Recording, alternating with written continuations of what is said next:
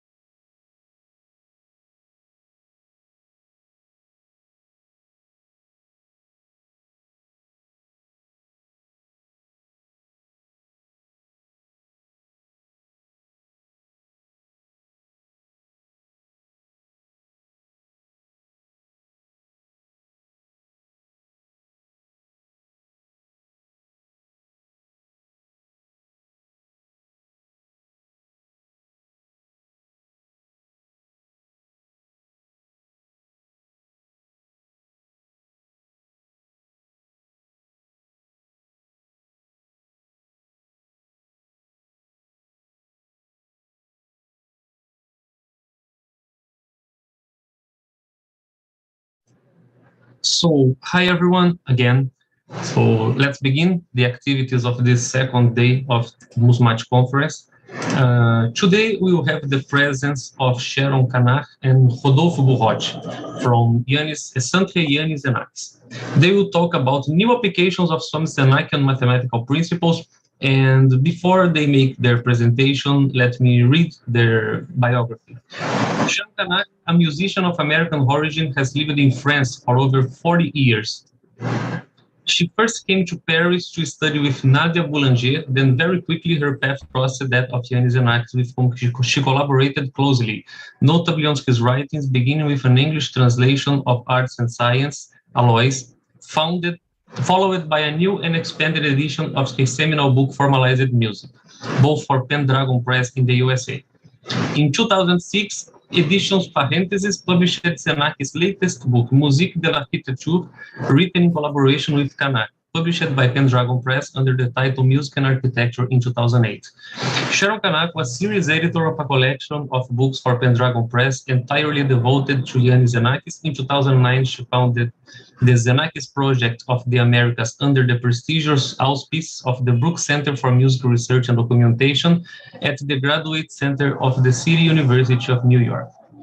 Between 2009 and 2019, she was co-vice president of the Centre Iannis Xenakis, and since 2020, co-president. And Rodolphe Bourotte was born in 1971 in Abidjan, in Ivory Coast, is a composer researcher. He has been writing and improvising electroacoustic and instrumental music since 1994.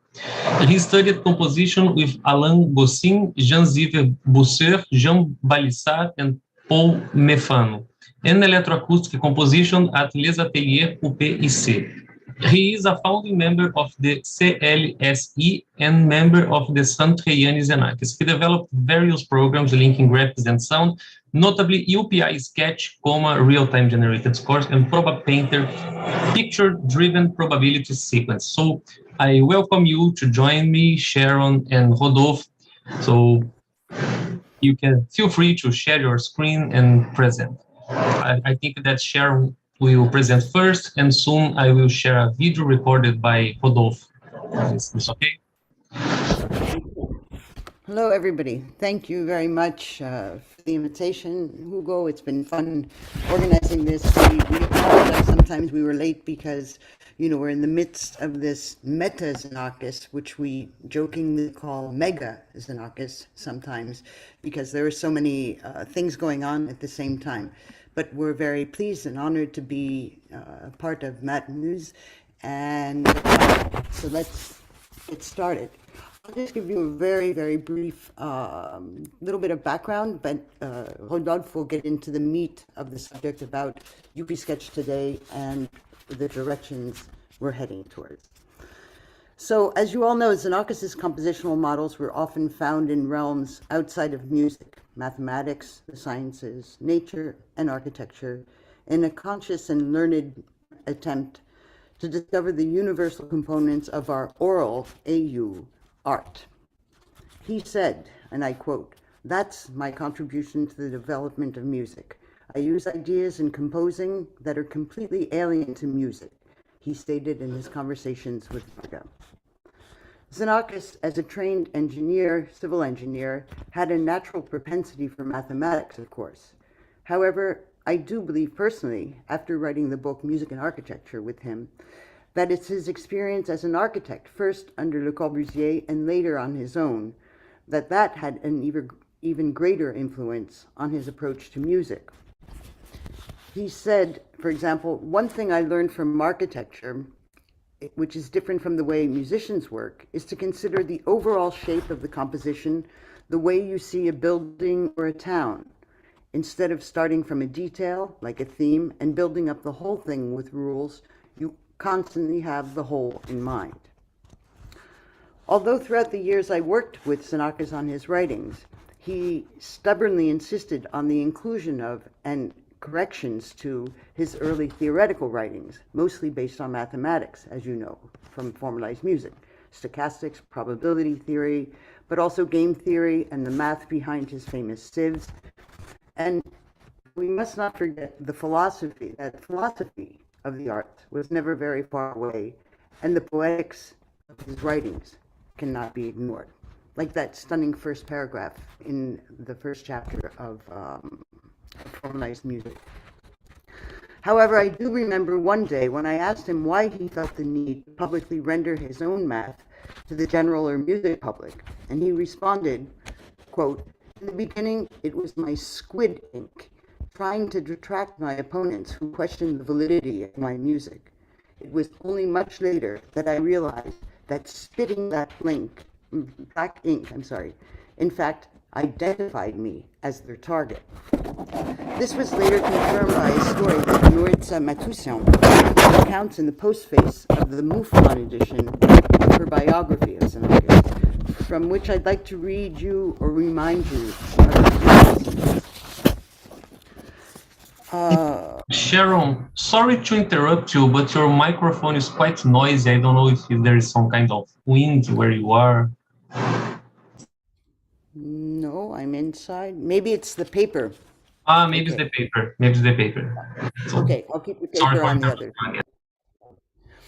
Okay, so now these are quotes from Nouritza's postface from the Mouflon edition. "One striking change of these years was a new attitude towards the way he viewed his compositional methods and discourse. He flew to New York in November 1986 for the premiere of Kekrops, his piano concerto. 3 performances were scheduled at the Avery Fisher Hall by Roger Woodward and the New York Philharmonic under their conductor Zubin Mehta. It was a clear signal that Xenakis had stepped over the no man's land of the avant-garde and into the establishment. On that occasion, he was invited to lecture at Yale University and asked me to go with him. We were driven up in a limousine on November 11th. There was an easy, companionable silence. I asked him if he was aware that this was the anniversary of his arrival in Europe and the beginning of his career in music, but he distractedly said, quote, "No, I suppose it is. How do you remember things like that?" Unquote. I gazed out of the car window at autumn leaves beaten into metallic gold, copper, rust, and magenta. He interrupted me. It was the question he always asked before giving me a lecture. "Tell me, what should I talk about today?" Nouritza continues, I tried to refocus my mind on abstract topics. You usually talk about your methods, your conceptual apparatus, your latest work. Why do you want to change all of this sudden? He was silent and slid into Greek, and the word eleutheros took stage. He said, you see, the problem is, you've heard me speak. They take everything I say literally. When I talk about a formula, it's considered a ready-made prescription for composition. They do not realize that everyone has to find his own way of thinking and composing, even if they use my ideas. I am free with my way of using mathematics. I do that in order to be free, eleutheros, and I wanted to escape my conditioning. But when I explained it to people, they try to trap me in it, find mistakes in the calculations, and go into details. The atmosphere of doubt and self-examination never left him, Nuritsa concludes. Nuritsa responds to him, they lose the spirit of what you're doing. And wondering if I could tell him that his students often complain that they couldn't follow formalized music. I always have to remind them that their purpose, even during the investigation period, is to make music. Once you're in the process of translating mathematical values into music notation, you don't mind about sacrificing exact numbers if they don't translate into musical sense. But I've come to realize that this way of working has now become your second nature, and anyhow, it's the way you think. For an outsider, it's difficult to grasp. Somehow, it gives them an illusion of control, maybe even over you, Iannis, if they can check your math. Do you regret speaking about it? It is a consequence of the scientific approach. After a long silence, he said, I think I was wrong. I should have never written nor talked about that. Nuritsa continues, you could try something new today. His right eye looked at me quizzically. A change had occurred with the passing years. Instead of being rejected, his writing about mathematics that fired his imagination and offered him new, unexpected sounds and structures were grasped like life buoys by drowning followers. However, it was the way he applied and made use of them in order to make music that was not prescribed and could not be followed. I think this long quote from Nuritsa's book gives us a fair indication of where and how we at SIX, and especially my cherished colleague Rodolphe, who will speak to you in a few seconds, approach and continue to approach the creation and development of UP-Sketch, based on Xenakis' drawing board for music, the UPIC. And indeed, as George Cantor, the father of set theory, stated, the essence of mathematics lies in its freedom. Rodolphe, your turn.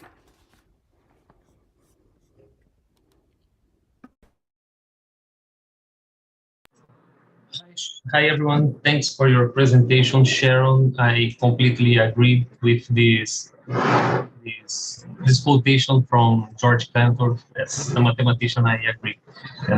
These are an observation. This is quite the opposite of how mathematics is usually taught at the fundamental level, a set of rules. So we need to teach more about the freedom of math. So, Rodolphe, may I share your presentation? Yes, we could begin with this, and then effectively Sharon said very interesting things that I will maybe talk again after. Yeah, about. Okay. Okay, so let me share the screen with the presentation.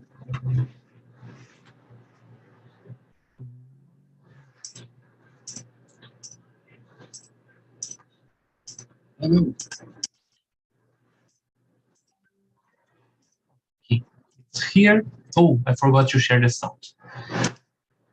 Here, share sound, please. Let me know if there is some problem or you can't hear it. This talk will be about UP-Sketch and the further developments we could envision for it. UP-Sketch is a sound composition tool based on drawing, which was developed by Centre Iannis Xenakis in 2018 in cooperation with the European University of Cyprus within the framework of the Interfaces Network. The development of the UP-Sketch software is part of the Interfaces action, urban, music boxes and troubadours. Since then, we had the possibility to further develop it, so it could be used not only on tablets but also on desktop computers. Also to be noted is that we have released a version compiled under Linux Debian. This version is due to the work of Rodney Duplessis, FIDI in composition at UCSB. UP-Sketch is available for free at this address. Also, this year was the Meta Xenakis year for us, and we organized the first UP-Sketch International Composition Competition. Here's a small excerpt of one of the awarded pieces by Daria Bayoki.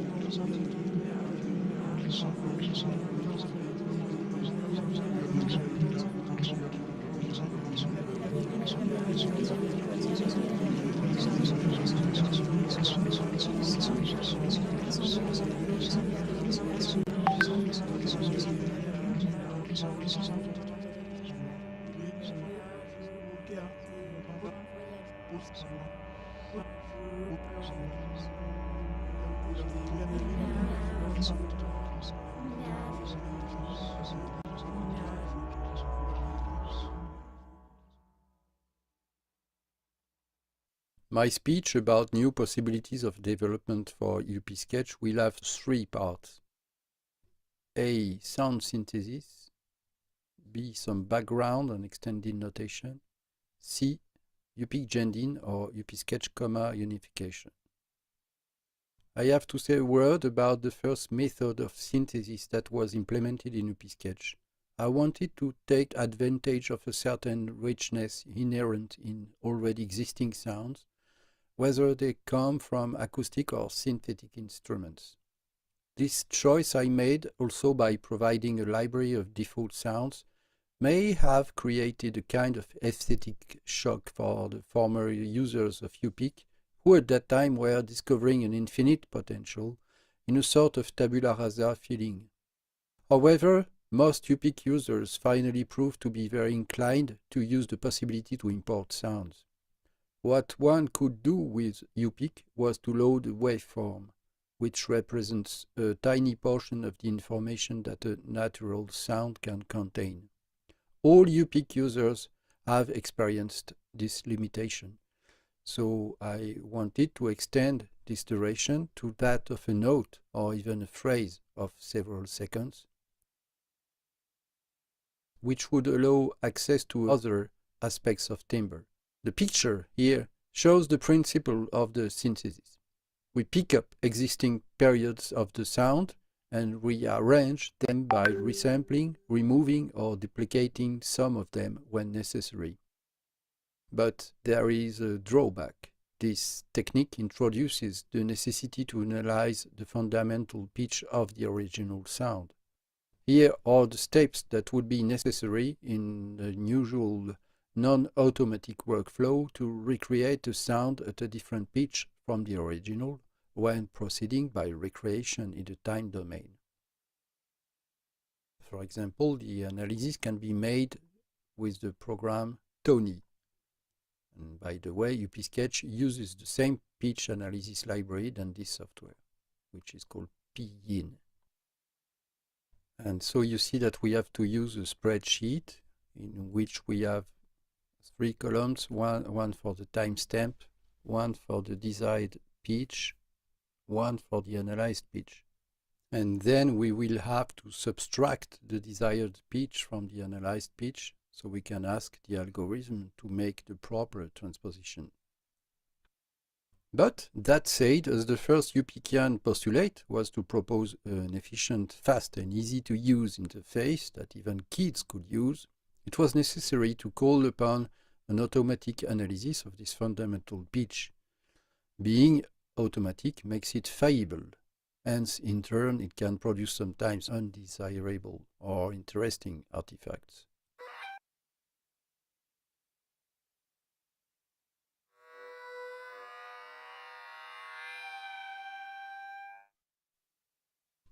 So, not only for historical reasons, but also to be open to new types of synthesis, allowing more reliable and precisely reproducible results, I started in version 3, released in 2022, to propose in a very basic way pure oscillators. Using the default definitions goes like this. We select a default synth prior to drawing.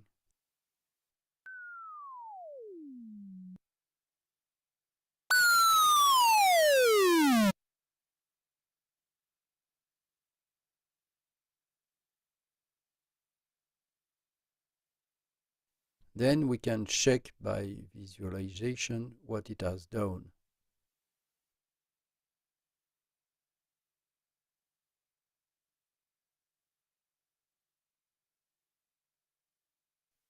Now we can also define a waveform by using a mathematical expression. This has been made possible by the Expo library by Boatto.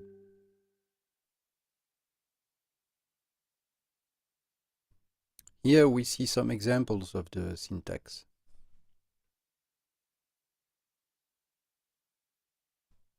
And as far as mathematical expressions are concerned, this is the first draft, and as specified in the documentation, the modification of this definition is probably reserved for the experienced user. However, I'll be showing the procedure to follow in the current state of the art if you want to create your own waveforms. You exit UP-Sketch, you go into the proper path by showing the application package contents.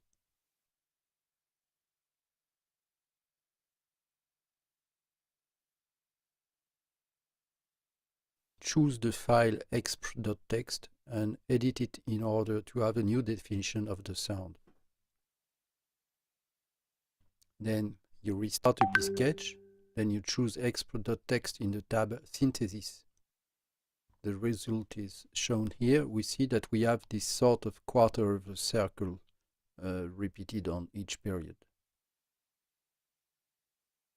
What I hope for the future is that we can type in function definitions directly into the current project, allow definitions for more than a single sound period. Of course, if we add an additional parameter in the equation so as to define a more global variation, it wouldn't hurt. Save these definitions along with the project. Create a user library of these definitions. Splines and audio. With the participation of Matt Klassen, professor at the DigiPen Institute of Technology, Redmond, we would like to implement an original form of synthesis based on a simplified vector representation of audio. Several similar experiments have been conducted in the past, such as Spline Synths by Nick Collins in 1999, shown here, and these others. For example, spline waveform modulation. This example uses a pressure-sensitive touch device to control the amplitude of the vertical and horizontal variation of control points for each period of sound.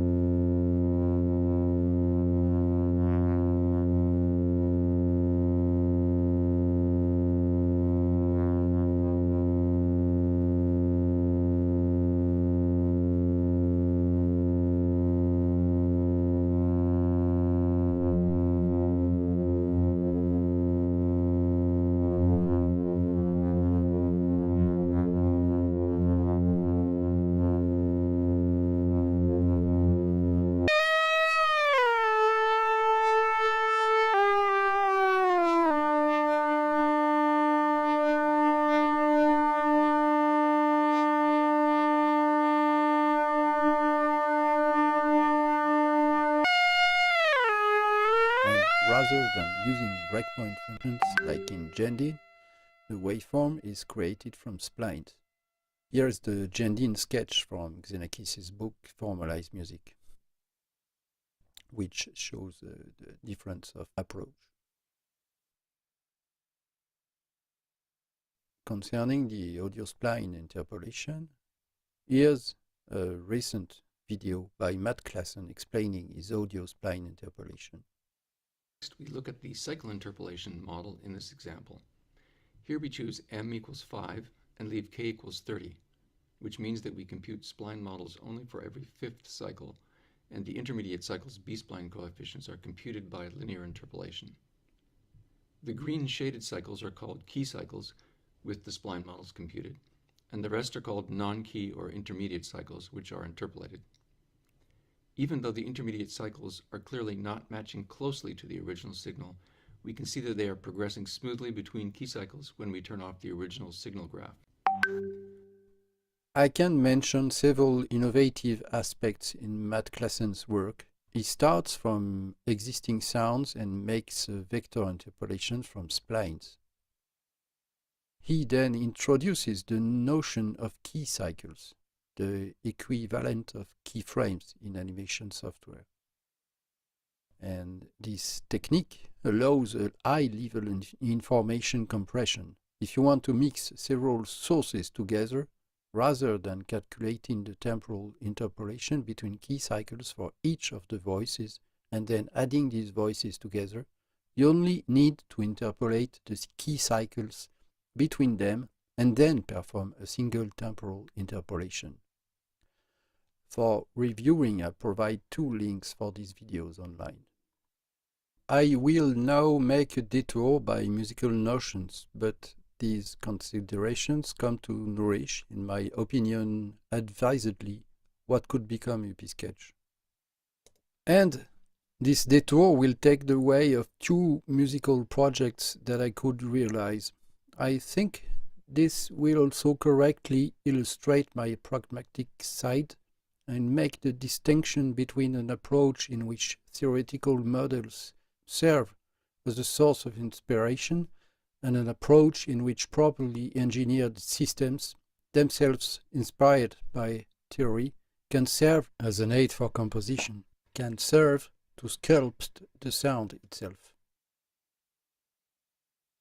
While I was thinking about the question of aleatory and continuum, this indication at the beginning of one score by Paul Mefano caught my attention. Very free but accurate. What does it mean?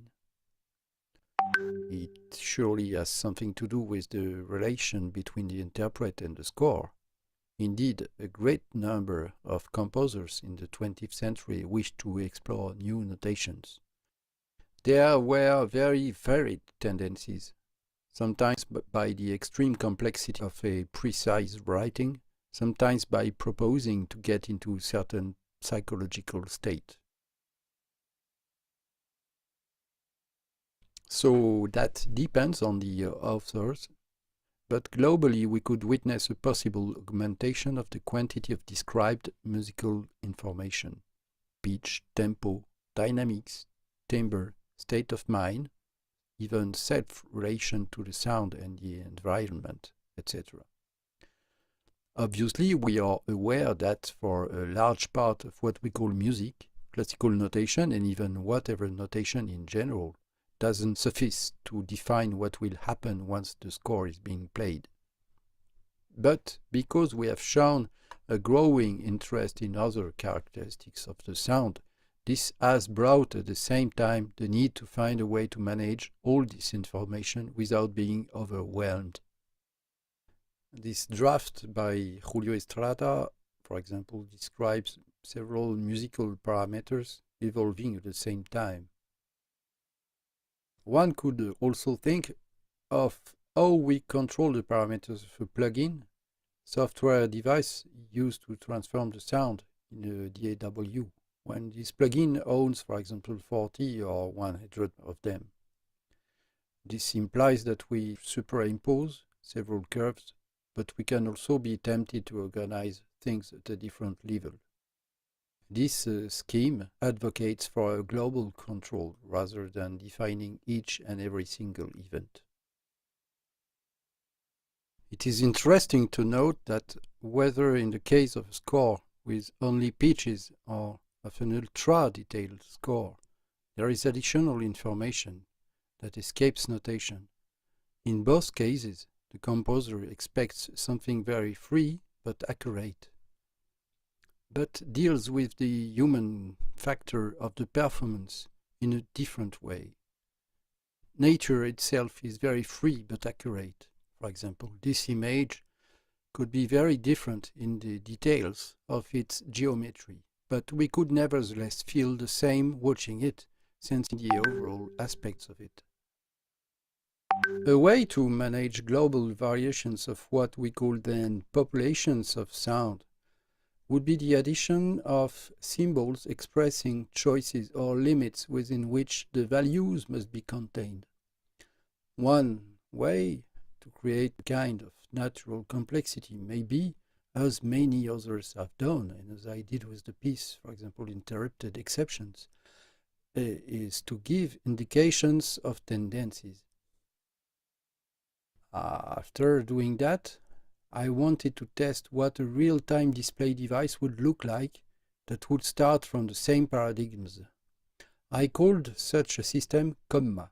Here's what it looked like some years ago.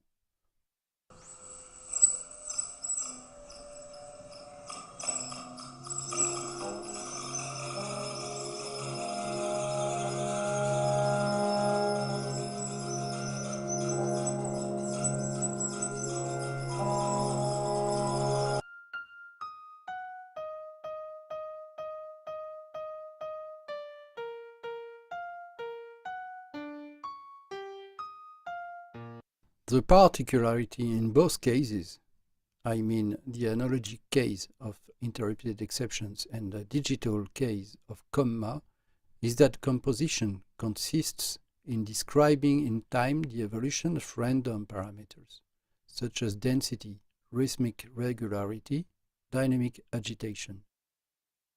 Here's an example of score for comma, with below the way it has been entered in MaxMSP, so that it would send information to my other piece of software via Open Sound Control. But there is, though, a difference. In the case of interrupted exceptions, the metascore, which is a mix of symbols and curves, is interpreted by the performer in order for him to generate and play the events. In the case of comma, the metascore is composed only of curves and is fed to a computer that will generate pseudo-solfeggio events that the performer will play. So, in short, these were two different experiences, as much in the work of musical interpretation as in the relationship to the score, in one case tangible on paper, in the other case ephemeral on screen.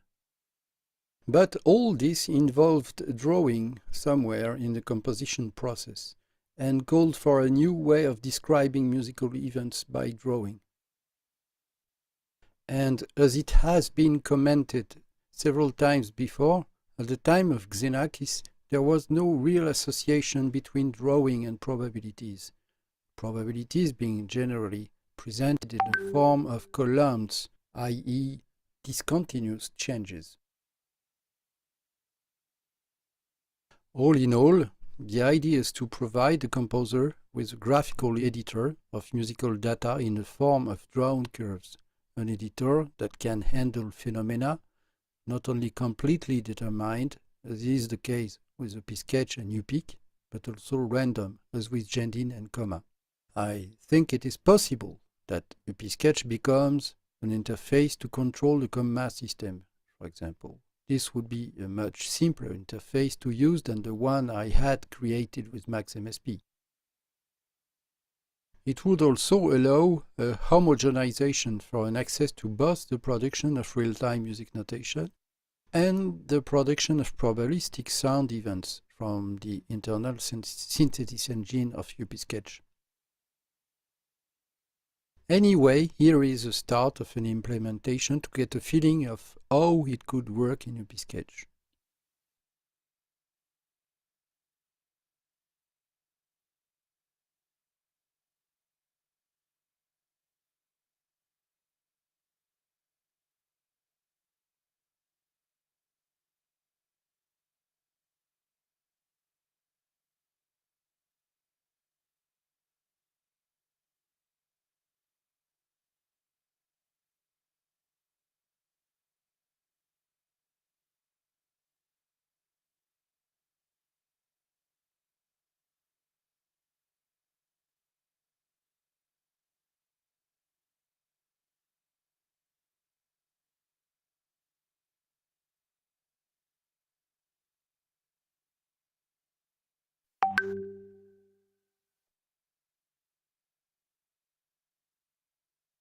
And to mention scientific inspiration again, it happens to look a lot like this sketch made by a researcher in chemistry at the University of Montreal, Françoise Winnick, to explain the wave functions in quantum physics.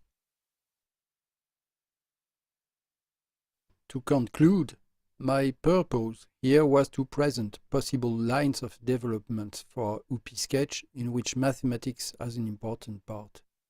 There are many things to develop from there, which can call upon advanced mathematical notions, such as the approximation of grayscale drawings by splines in 3D, for example.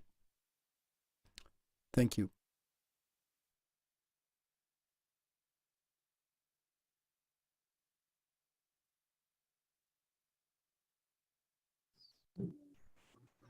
Thanks, Rodolphe, for your presentation. Your software seems to be very, very amazing. I have some questions for you about the software. We are waiting a while until we have some questions from the YouTube audience. There is some delay from Zoom to YouTube. But in this meantime, I would like to ask you, the software is freeware, it's available online, where we can find it? Because it would be nice to put the link on the chat in YouTube to make it available for the people. Yes, of course. Yes, you just have to reach the Centre Iannis Xenakis website, and on which there will be a page related to UPSketch, on which you can download every version. So the address is center. How would you say that? No, it's easy to reach by searching for the. I just found it. Xenakis.org. No, I just found it on Google. Yes. Yeah, I can write it in the chat. And it's available only for Mac and Windows. You said in the beginning of your presentation that for yes, what I said, it was available for Windows, OS 10 and OS X and Linux, and also the operation the OS for Apple for mobile devices, iOS. Nice. And in your biography, you talk also about the Proba Painter that you have not shown here. Can you also say something about it? Because since I work with probability, I am quite interested in this software. It was in fact a first draft that I made some time ago, and in fact what I have shown just at the end of my presentation was something that is more more close to UP-Sketch in the code, because I'm using approximately the same kind of library, which is Juice. So in fact, you'll get maybe a more but Proba Painter, I have also a link on my website for that. Anyway, Your blogspot. I can send you my yes. Yes, I found here a blogspot of you, but the last update is from 2011. I don't know if you have some more updated. Maybe that's not the yeah. Let me check.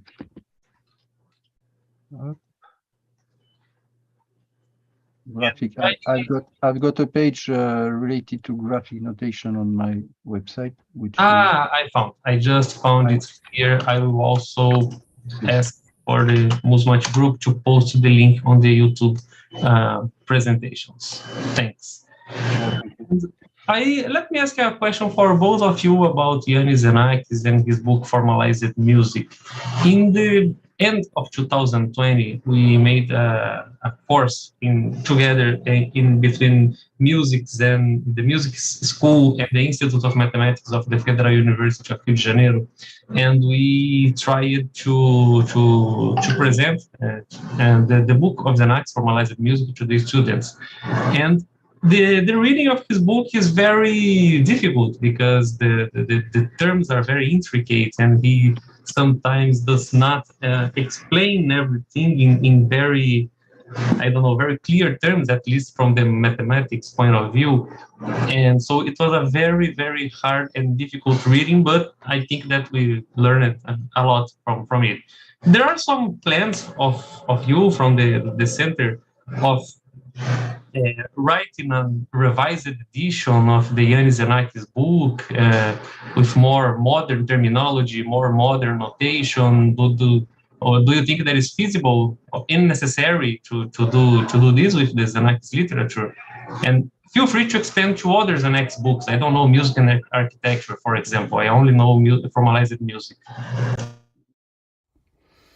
Yeah, that calls for reminding that at some point the Centre Iannis Xenakis was called Atelier UPIC and CC Mix. When it was CC Mix some years ago, there was a course that was taught by the director, which was Gerard Pape, and it was. The length of the course was 1 year long on formalized music, just one afternoon by week, each week, or something like that. And obviously, Gerard Pape didn't. You wouldn't master every mathematical aspect in this, and he had more of a psychological approach in describing what was proposed in this book. So this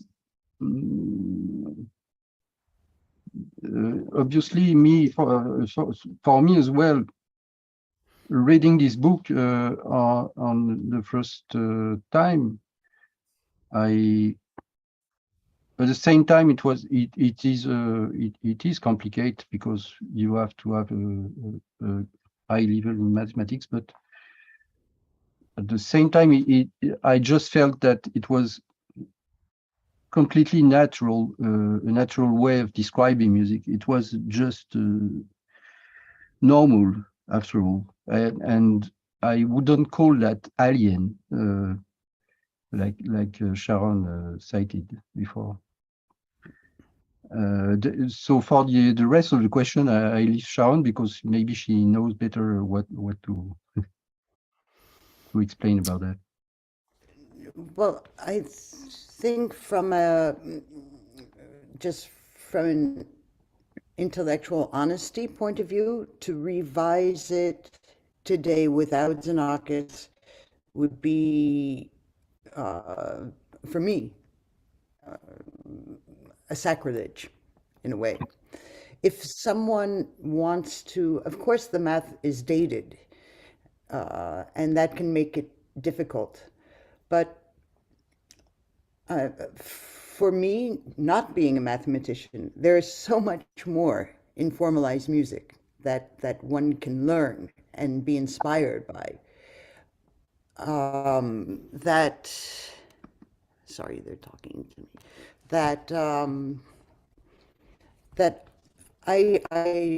We worked a lot on it for the 1992 edition, and it was Curtis Rhodes who had pointed out to Xenakis some glitches in the math. And we worked also with Curtis at the time to create this final version. And I think it's a milestone in a way. I mean, it's a question not only of translation, obviously, but it's a question of the way the mathematics have evolved. And so you would have to find somebody, not me, who knows much more about mathematics than I do, to bring it up to date. But again, you're taking the risk of changing some of the ideas, you know. That's just my personal opinion. I want to ask you, what did I say was alien, Rodolphe?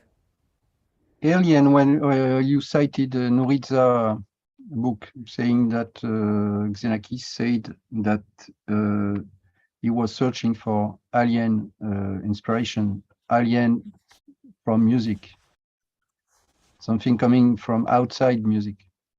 No, that was Iannis speaking to Varga. It wasn't in. Yeah. Sorry. No. It's yeah. Yes, Varga. Yeah. Yeah. Yeah. That's my contribution to the development of music. I use ideas in composing that are completely alien to music. Yeah. That's in. He says that to Varga. Yeah, but for example, my feeling of this was that.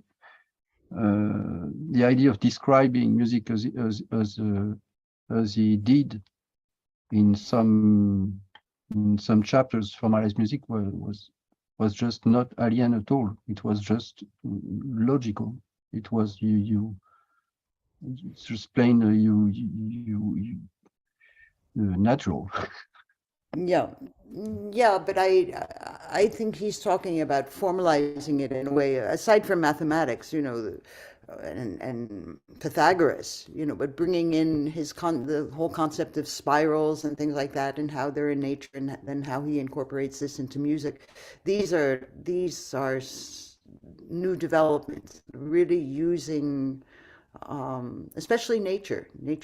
But again, I think what he says about his capacity, intellectual capacity, to work at the same time constantly on the minutia, the small details, while keeping the global form constantly in mind, is, you know, as a classically trained musician, that, for me, that was the revelation of Xenakis, of being able I remember as a young composer, I always had difficulty finishing a piece because I had never considered the end when I started.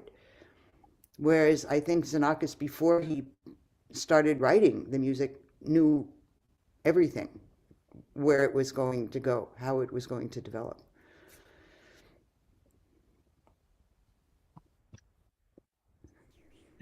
I agree with your talk, Sharon. It's very difficult to revive to bring a new perspective to a classic book like this one, because you have the risk of making some bad choices.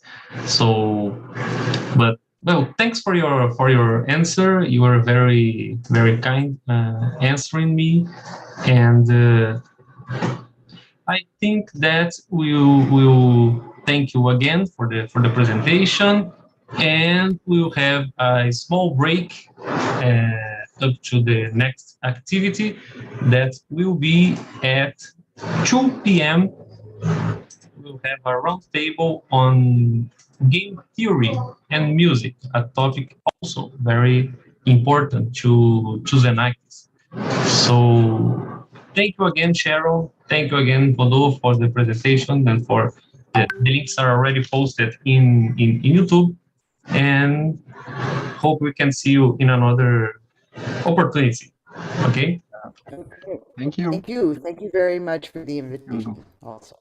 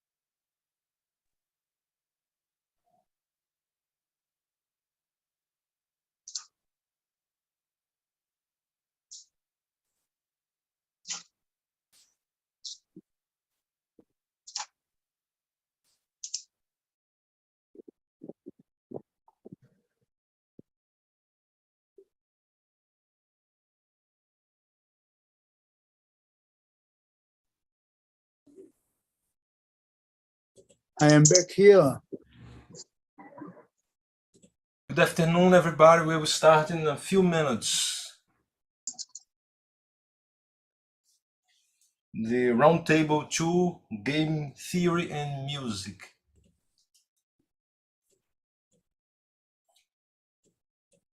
Hi everyone, sorry for the small delay. We are waiting for Cecilia. She will be the moderator of this roundtable on game theory and music. We will have the participation of Alexandre Ferreira, Sluchin, and Stefanella Boatto. So in a few moments, we will have Cecilia presenting the speakers and their respective talks, and then we have a few minutes 30 minutes for questions. So go ahead, Cecilia. Okay, so you're taking my spotlight from me. Well, Your okay. microphone is off. My microphone is off. Can you hear me? Can you hear me, guys? Yes, you are okay. Yes. You're online. Okay. Sound is good. Okay, thank you. Well, so let's start now. We'll have we're starting our roundtable 2 that on the second day of Musmat conference. So we'll have game theory and music, and we'll have 3 great researchers we have invited, but we'll start with a different order that you can see in the schedule, on the schedule. So we'll start with Professor Alexandre Ferreira, and his talk is a discussion on game theory and its applications in music. So Alexandre Ferreira is a bachelor in guitar and specialized in music for film and TV by the Brazilian Conservatory of Music, master and doctor in musical composition by UFRJ, the Federal University of Rio de Janeiro, professor of the undergraduate and bachelor's degrees in music at the Brazilian Conservatory of Music in the subjects of theory, harmony, arrangement, and composition, where he also served as assistant coordinator of the graduation and the undergraduate courses between 2017 and 2020. As a professor, he works in the disciplines of harmony, especially of harmony and musical notation in the course of Brazilian popular music. So, Alexandre, you can share your screen if you want, and you can start. Okay, thank you, Cecilia. First and foremost, I would like to thank my dear friends of Musmat for the opportunity. So, okay, just a minute. I will share my screen.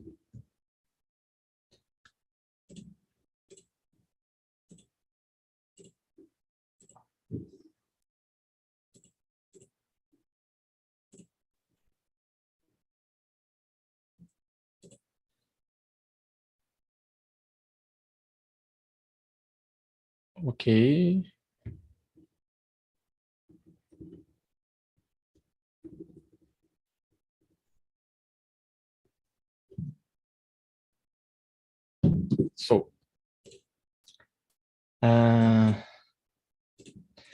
So as we are talking about game theory, I believe that a brief discussion on the very nature of the game is worthwhile. Huizinga and Schultz are 2 interesting authors who define what a game is and the characteristics that define it. So let's start talking about the characteristics of the games listed by Huizinga. The first main characteristic of play is that it is free. Is in fact freedom. It means that all play is a voluntary activity. The second characteristic is that play is not ordinary or real life. That is, it means stepping out of real life into a temporary sphere of activity with a disposition of its own. The third characteristic is that play is distinct from ordinary life, both as to locality and duration. It is played out within certain limits of time and place. It contains its own course and meaning. Play begins, and then, at a certain moment, it is over. It plays itself to an end. The fourth characteristic is that play creates order. Into an imperfect world and into the confusion of life, it brings a temporary, a limited perfection. play demands order, absolute and supreme. The least deviation from it spoils the game.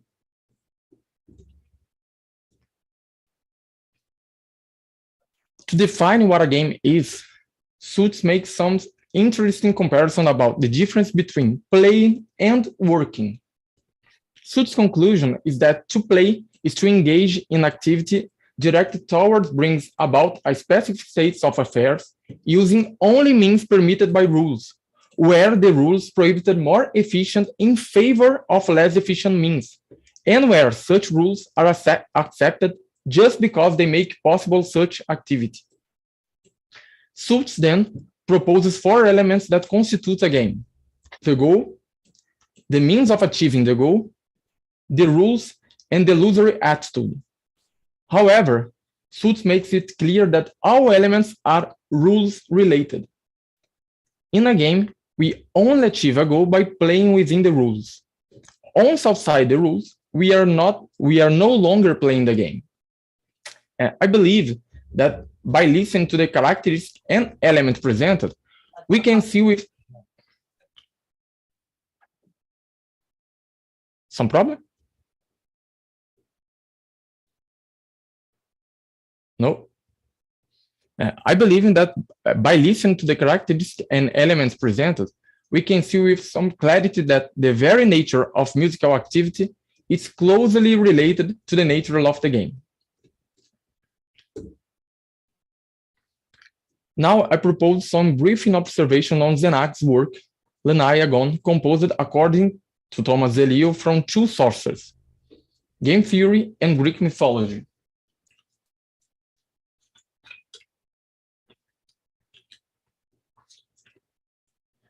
In the composer's own words, according to the legend, Linus, the celebrated musician, provokes Apollo, who strikes him down.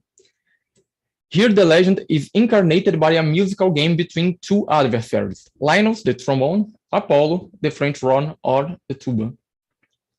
Contrary to the legend, this game gives Linus a chance to extricate himself. This actual chance is mathematically provided by decision matrices. So Lenaiagon is organized into 3 large units. The first contains introductory material in which the combatants are introduced and Linus challenges Apollo to a contest. The second consists of a series of games to be played by the performers representing the 2 protagonists. The third presents concluding material which identifies and celebrates the victor.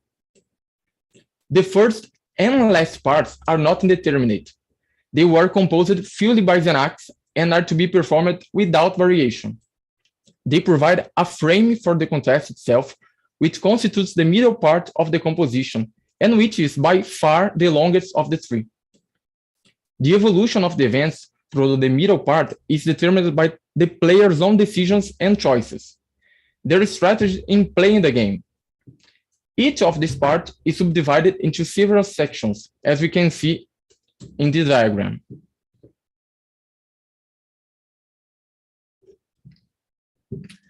The works based on game theory are complex, and precisely because of this, we find few recordings available online. However, we can find on YouTube the presentation of Lenaiagon performed by Trio Kobayashi. I will start on 4 minutes, which is about where part B starts. Just a second.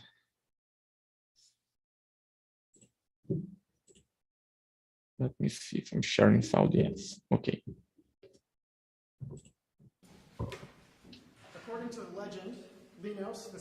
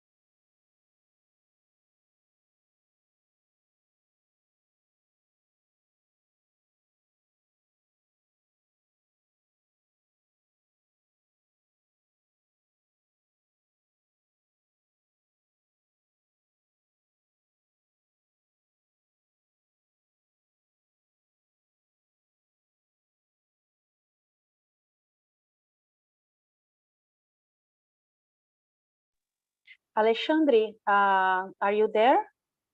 Because we cannot hear anything. I think he missed his connection. He's not here. Oh, so we'll have to wait a little bit for him to return. Yes.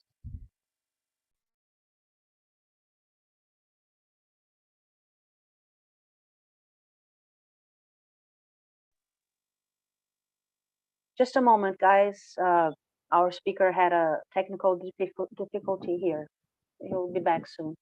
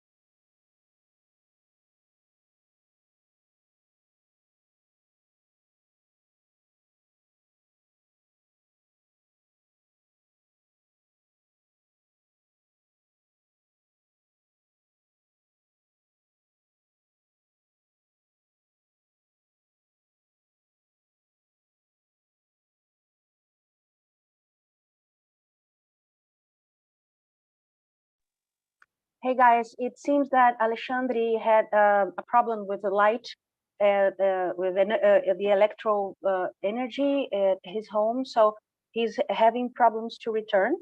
I would like to ask Mr. Benny Sluchin if he can start his presentation, maybe, and when Alexandre is able to make it, he will be back there after Mr. Sluchin. Are you there, Mr. Sluchin? Can we maybe make your presentation happen, because Alexandre is having some problems there. I am here, but you will let me go through. Okay, I won't stop. Yes, you will have all the time you need. Let me present to you then, because we have to wait. Of course, you'll go to the end of your talk, and then Alexandre will be later. We will be back later, we hope, at least. Okay. Can we do that? Okay. So we are very sorry for this. It's not our fault. It's a technical problem. So, well, let's go then.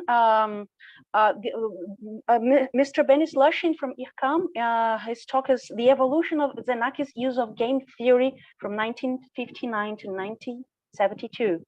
And let me introduce you a little bit, talk about Mr. Sluchin a little bit.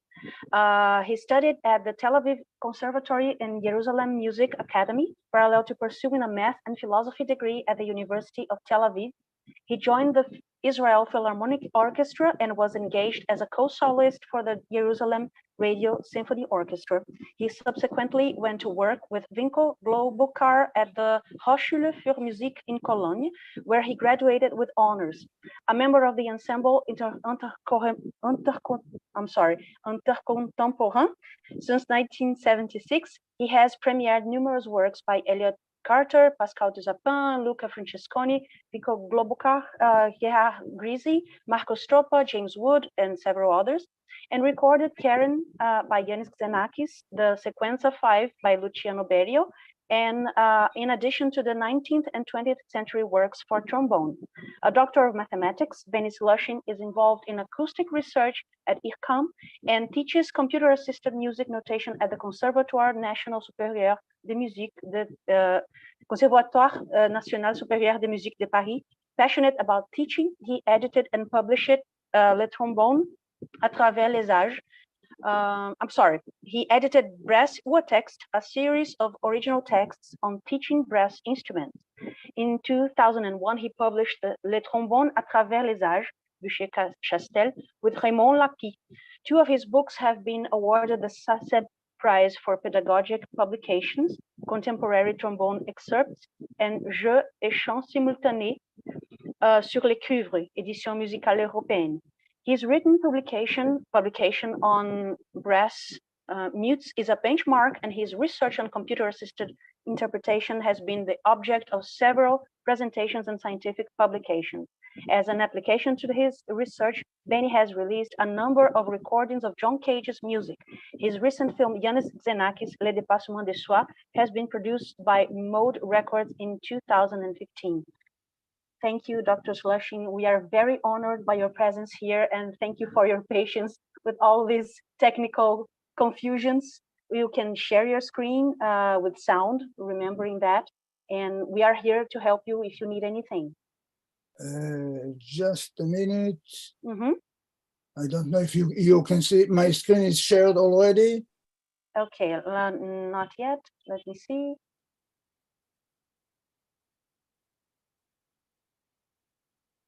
Do you have it? Not yet. Yeah. You have to share the screen with the sound. Wait a minute. This, I'll put this away.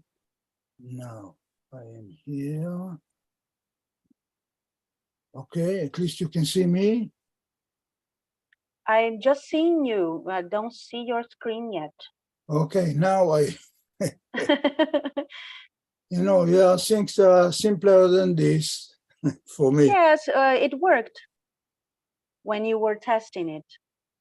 Okay. Now, partager l'écran. Yes. Here we are. Oh, okay. I can see your screen now. Okay, now I have to look for my presentation. Okay. That's the only thing that is left. Where it is.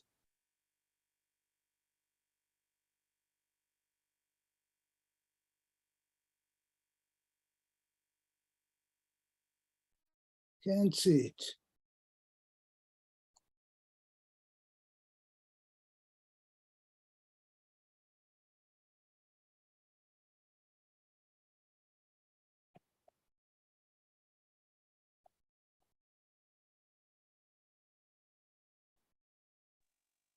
You're looking for your presentation? Yes, it's open someplace, but because of all the things open now,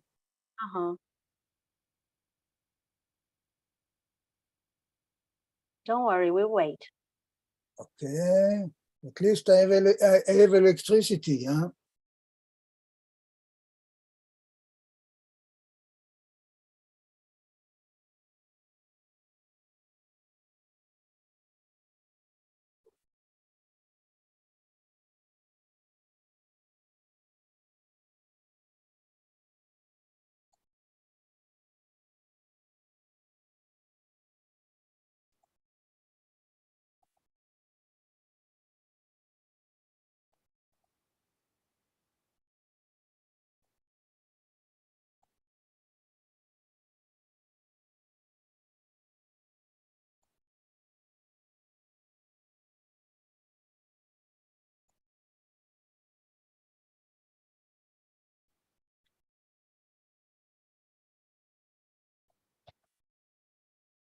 How are we now? Yes. Do you have anything? Yes, it's you can see your screen, your presentation. My presentation is there, okay. Yes. So let's continue, hoping that everything works fine. First, thanks for the organizer for inviting me to participate in this event on this Xenakis centenary celebration. In my presentation, I will go through the works Xenakis wrote with the idea of game theory, and we hopefully will see the evolution of the theory as we go on with the pieces. Yeah, no.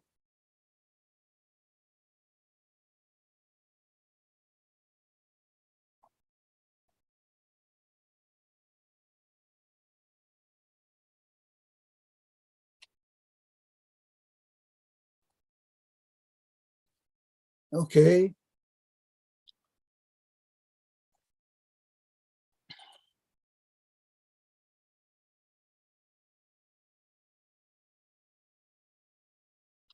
The first piece written by Xenakis was Duel in 59 to 60. It is orchestrated for 2 orchestra and 2 conductors. It is originally an ORTF commission by the radio of by French radio orchestra, by French radio services. The world premiere was in October 1871, and under the direction of Diego Masson and Fernand Terby. Until today, this is the only performance of the work, which may put one asking many questions. The second work was Strategy, was written in the same time span in 62. This time, the piece is orchestrated for 2 groups of musicians, 82 musicians divided into 2 groups and 2 conductors. The work was commissioned by the Venice Biennale and was premiered in 63, April 25.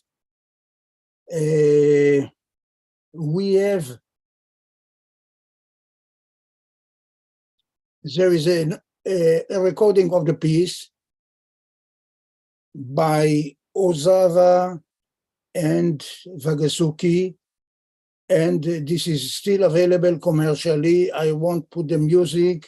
I want you to see some photos. This is one is from Duel, and the second one is Strategy. We see here Ozawa, very young, and the last one is a performance of Strategy, which was on tour.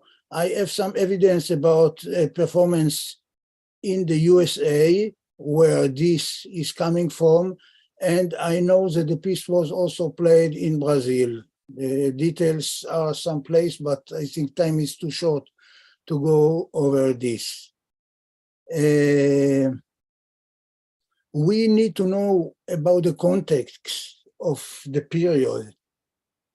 These pieces were written in the same period, and they all show the interest of many composers in open form pieces. This is based on the book Opera Aperto, Open Form by Umberto Eco, and Xenakis was following other people's interest.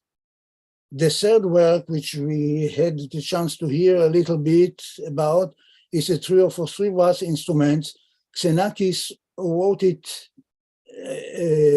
about 10 years later, and it was performed in the Royal Festival Hall in Bach, 10th Festival of Bach, English Bach Festival, and this was a French group, Musique Vivante, who performed the piece. Something about game theory, for those who are not don't know a lot about it. Xenakis wrote a chapter on strategy, on using game theory in music, and we can find evidence in other people interested in music and in mathematics, according to as far as history goes back from Pythagoras going to the present time, that he was not the only one interested in scientific theory. My lecture will be more towards based upon musical ideas and the problematics of these pieces as far as presentation, as performance is concerned. As for game theory, Xenakis mentions two references in regarding the game theory. The book La stratégie dans les actions humaines by Williams and La théorie des jeux and programmation linéaire by Vajda. Those works were written in the 50s, and they show that Xenakis was looking for the most new things that were available at the time.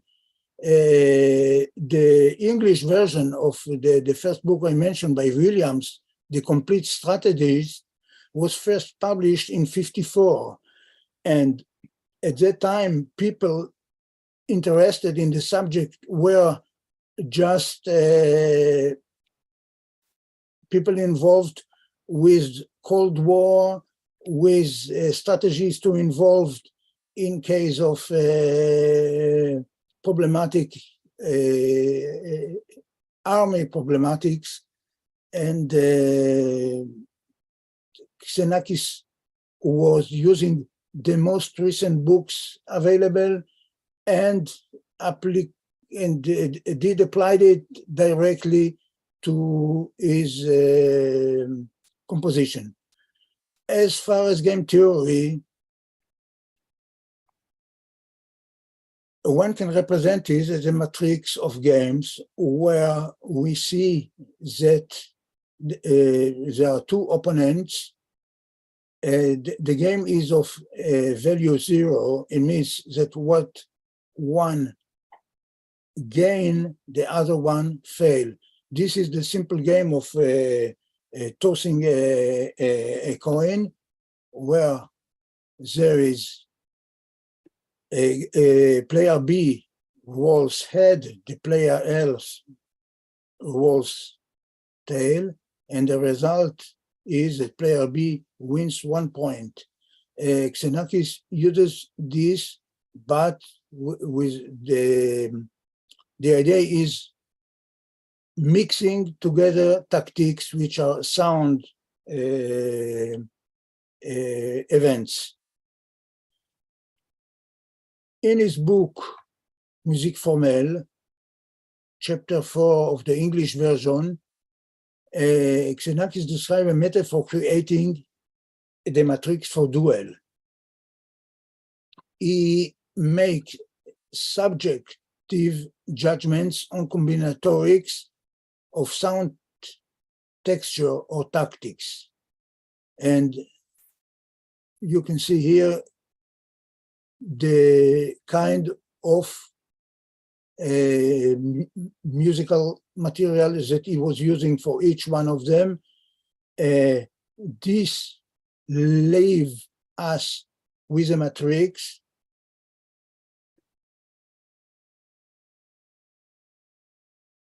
which is the matrix game.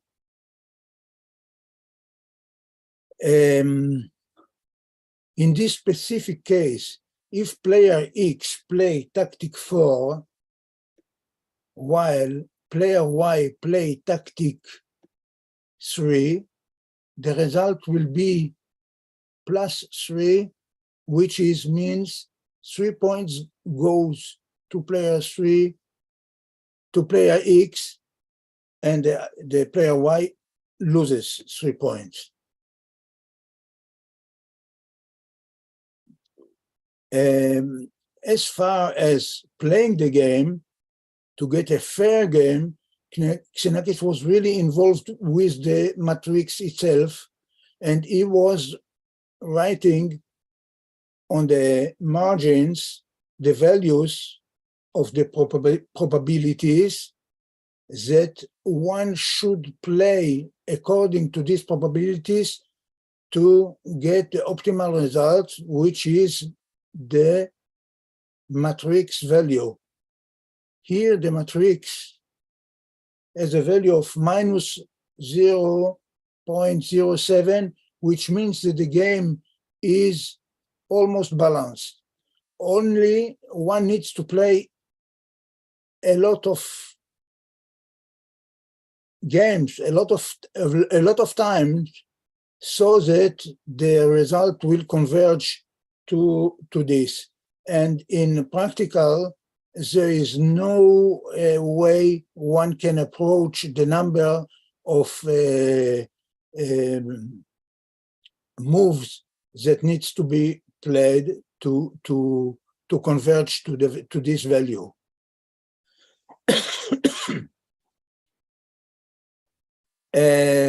Just to know that in Musique formelle, the duel score, tactics 1, 2, and 3 are replaced by A, B, and C. But it is the same matrix, only that A is a combination, B is a combination, and C is also a combination, which means that, in fact, instead of just 5 sounds with the silence, we have much more possibilities. Describing the situation, the scenic situation, we have an organization of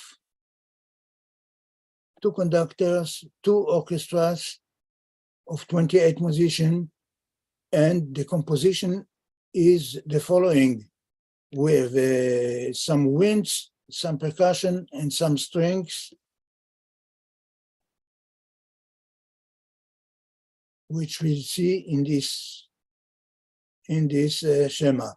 In his book, again, he gives a very artistic general diagram of the situation where we have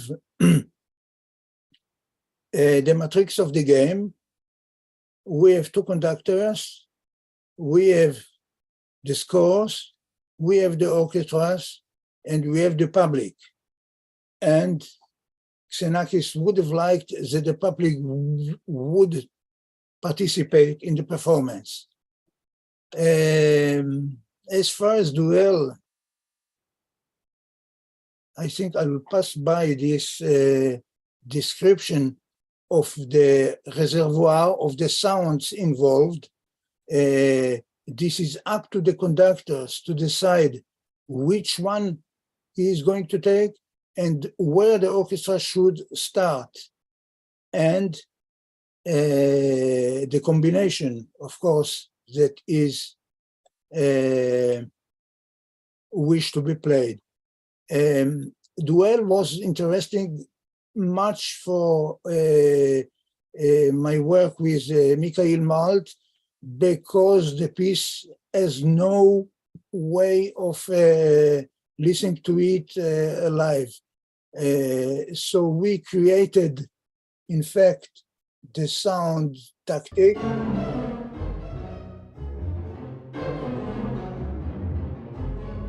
Voila, this was the strings, the cloud of sounds. We have percussion.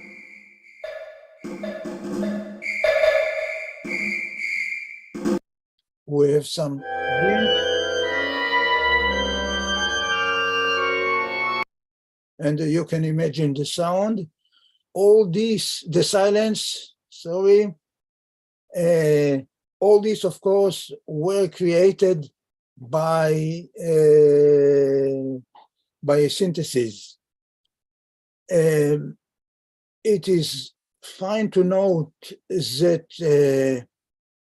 the material from Duel is coming, the material, I mean, the music written is coming from other pieces, as you can see on the screen.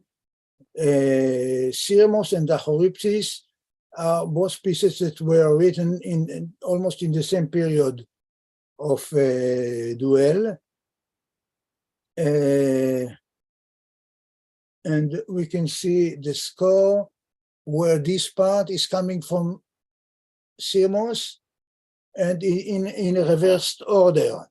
We are entitled to the work of Benoit Gibson, who found all this relationship, and I think there is much more to look at the sources and the self-borrowing in Xenakis. I'll pass by this Duel 4, where the music, the actual music is coming from Negale from 1960, and you can see from the score that the fourth percussion is playing a different material that comes from a different place. The same things happen in the fifth movement. Some practical issues about the performing the piece. The preliminary decisions are necessary before playing Duel. Who is starting? Who is playing rows and who is playing columns? The duration of each move. Deciding which orchestra or which conductor will start. So there are many elements to be decided, and that make the result very very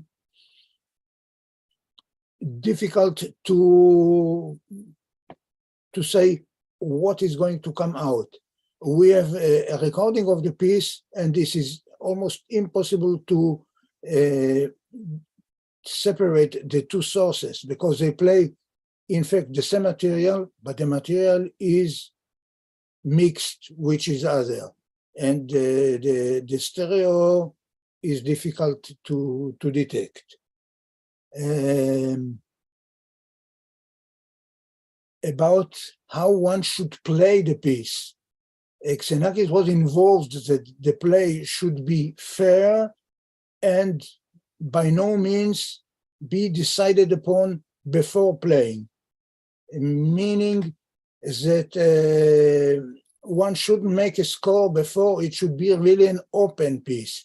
And this is what was my interest coming from Cage, where we have real, very precise instructions of how to play, to another mainstream composer with the same idea, having rules and wanting fairs that the players would perform what he was asking. He also took all the responsibility as far as the result of the piece.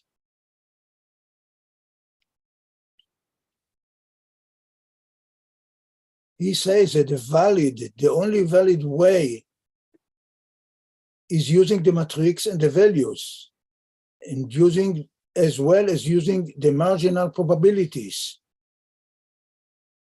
He said the only valid way, the only way that one brings something new is the case of several orchestras. In this one, that is sanctioned by gains and losses, by victories and defeats.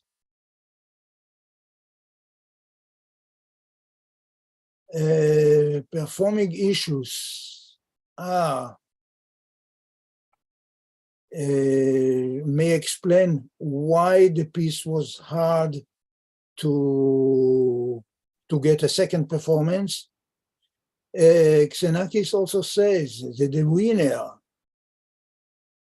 won because he simply better followed the rules of the game imposed by the composer, who therefore claims the responsibility of beautiful and ugly of his music. There are other ways to approach the game, the matrix, which I won't go into detail. They are were published elsewhere. I would go into Linear Agon, which just saw a performance, and I won't repeat. What is interesting is that 10 years later, Xenakis takes the same idea of a piece, takes an idea of mythological, and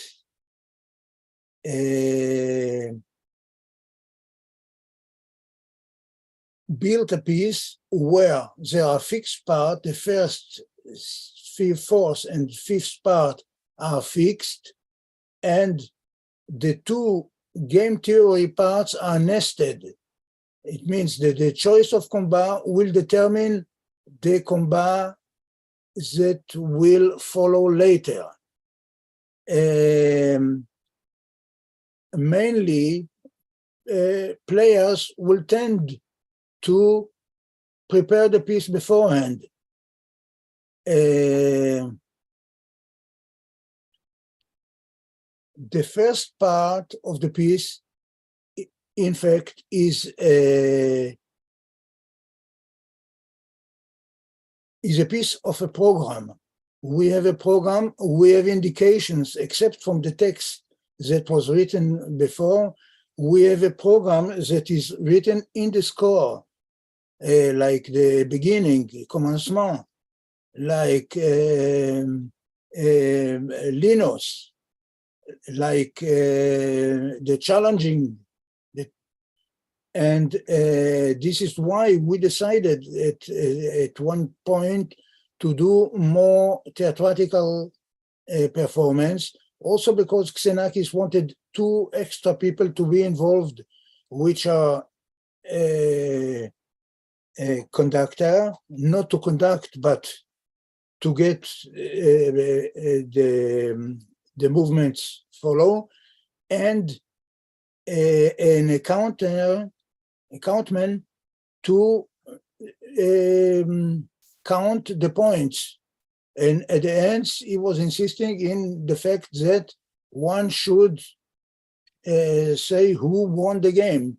The public should understand what it's all about. You heard just before me with Alexandre the choice of combat and the explanations to that. In the original score, we have the matrix and we have the 3 parts superpositioned, although they never play together. Here we have the 3 options, the 3 tactics of Linus, and here are those of Apollon, but they will never be superposed, and they will be played separately. That's why in the work to improve the score, I proposed a version like this, where we have the 1 tactic,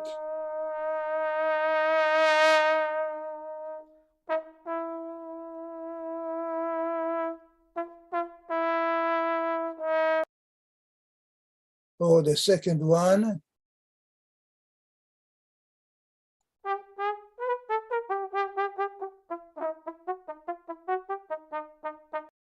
of course, in the game itself, those tactics are mixed together, and using a system with color helps one to really play the game, because it's much too much for a player to play a very difficult part and at the same time listen to what the opponent is playing and look at the matrix and find the right column or the right arrow where he had a better profit, and all this without making silence between the choice, because the silence is in itself a choice. There is a 4th tactics, which is the first column, the first row, which is the silent, and there is another one that Xenakis used in the interludes, in the parts between the combats.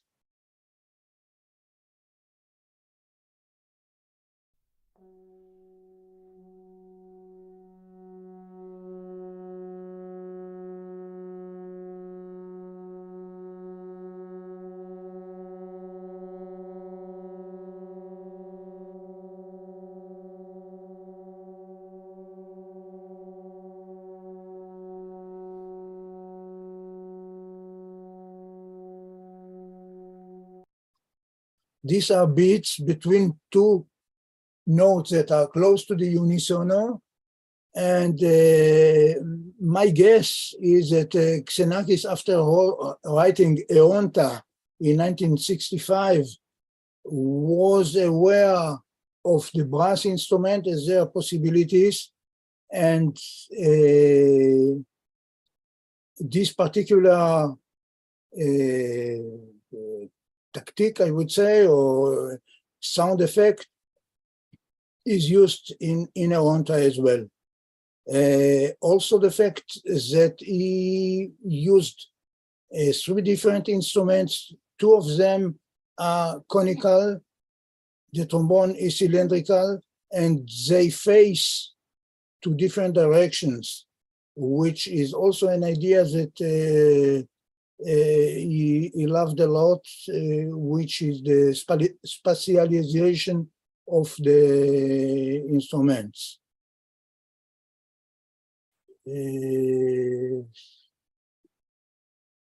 Voilà, we work together with the composer to get a correct material that would enhance people to play the piece correctly, meaning being able to understand and to improvise in real time and not prepare a game where the results are known beforehand. Unfortunately, the editor wasn't interested at the time, and our work is conserved now in the archive, waiting for a second life. I would like to stop with a performance. It will be almost the same sections that we heard in a moment, but this one was done in a studio. I mean, it's as though the improvised part is improvised. It won't be able to be mounted. And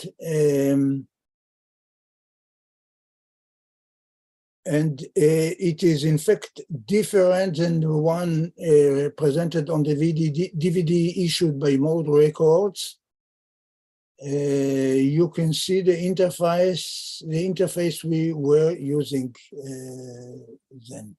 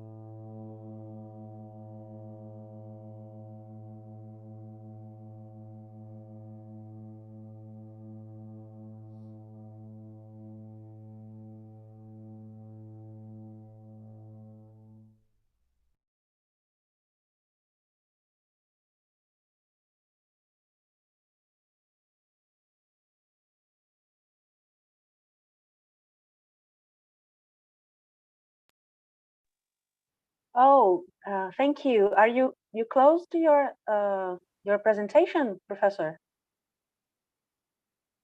I'm sorry I was too long, but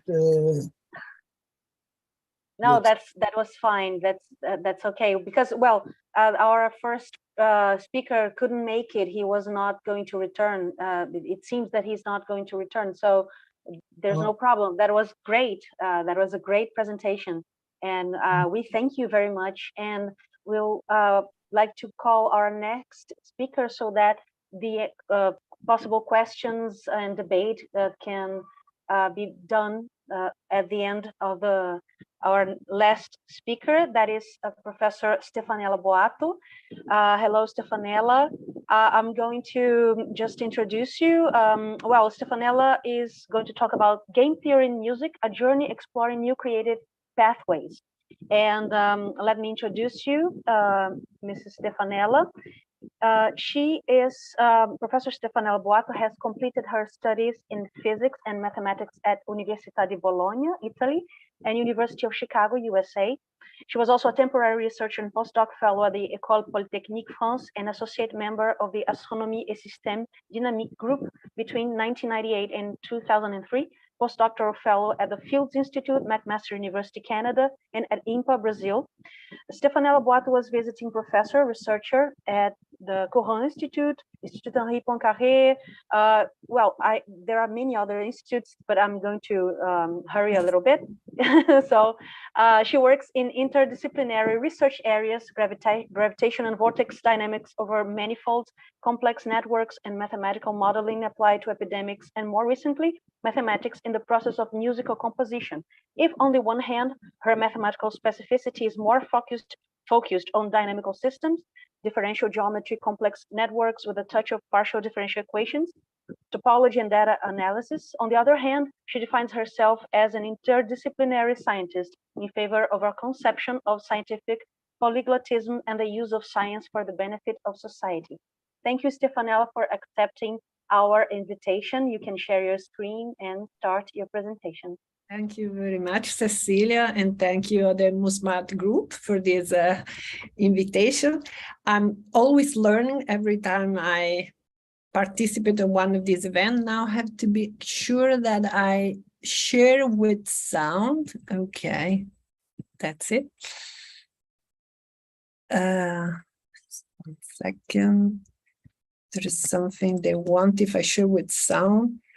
If I don't share with sound, Liduino, can you play at the end the audio in case, because it seems I cannot share with sound. Are you sharing your screen with the sound? I can, because they asked me for a password, and I'm not sure if I remember the password. Let's see. Well, yeah, this is the problem. I don't know why it's the first time. Let's see. No, so I cannot share with the sound, but if you can play at the end, it will be okay. Okay, it's just okay. I don't have it. I don't have it. Maybe, but Liduino has. Yes. Okay. Yeah. Okay, just at the end. So let me put on full screen in case, and I don't know how to get rid of this bar, but it's okay. So anyway, so thank you very much. And as Cecilia mentioned, I'm at UFRJ. I'm in the Institute of Mathematics at the Department of Applied Mathematics.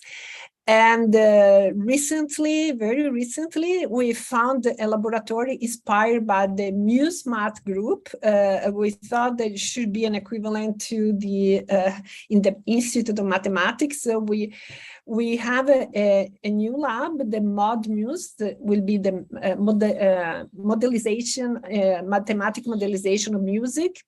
That is a laboratory that has both some investigation, research, and some new way also of teaching as goals.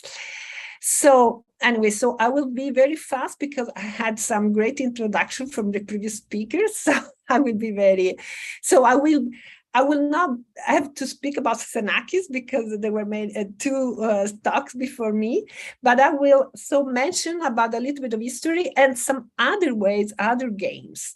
So we know since the history, the Occidental history of game theory, we know the history of Europe, or at least I know a little bit of that. So we know that in the 18th century, the age of reason, there was an interest for mathematics. So people playing with the random number was a sort of a society game. There was not television at the time. And so we had several composer that between the 1757 and 1812, they composed different kind of game that could be played in society. And they stress that the people that play the game have to have very little knowledge about music, and this was stressed in all the publication. And what I would like to stress that at the time they had this love for a general love, enthusiasm for mathematics. I wish was the case nowadays. Maybe we should go back to that time. So as I say, you didn't need to know a lot about math to play these games. And we see among the composer, we see famous name like, Bach, did Haydn, Mozart, and in all the instruction, they stress this fact that, not much about music, you have to know about this. And some of these composers were translating in several languages, like this Antonio Caligari. And this is the famous melody dicer of Mozart, at least attributed to Mozart.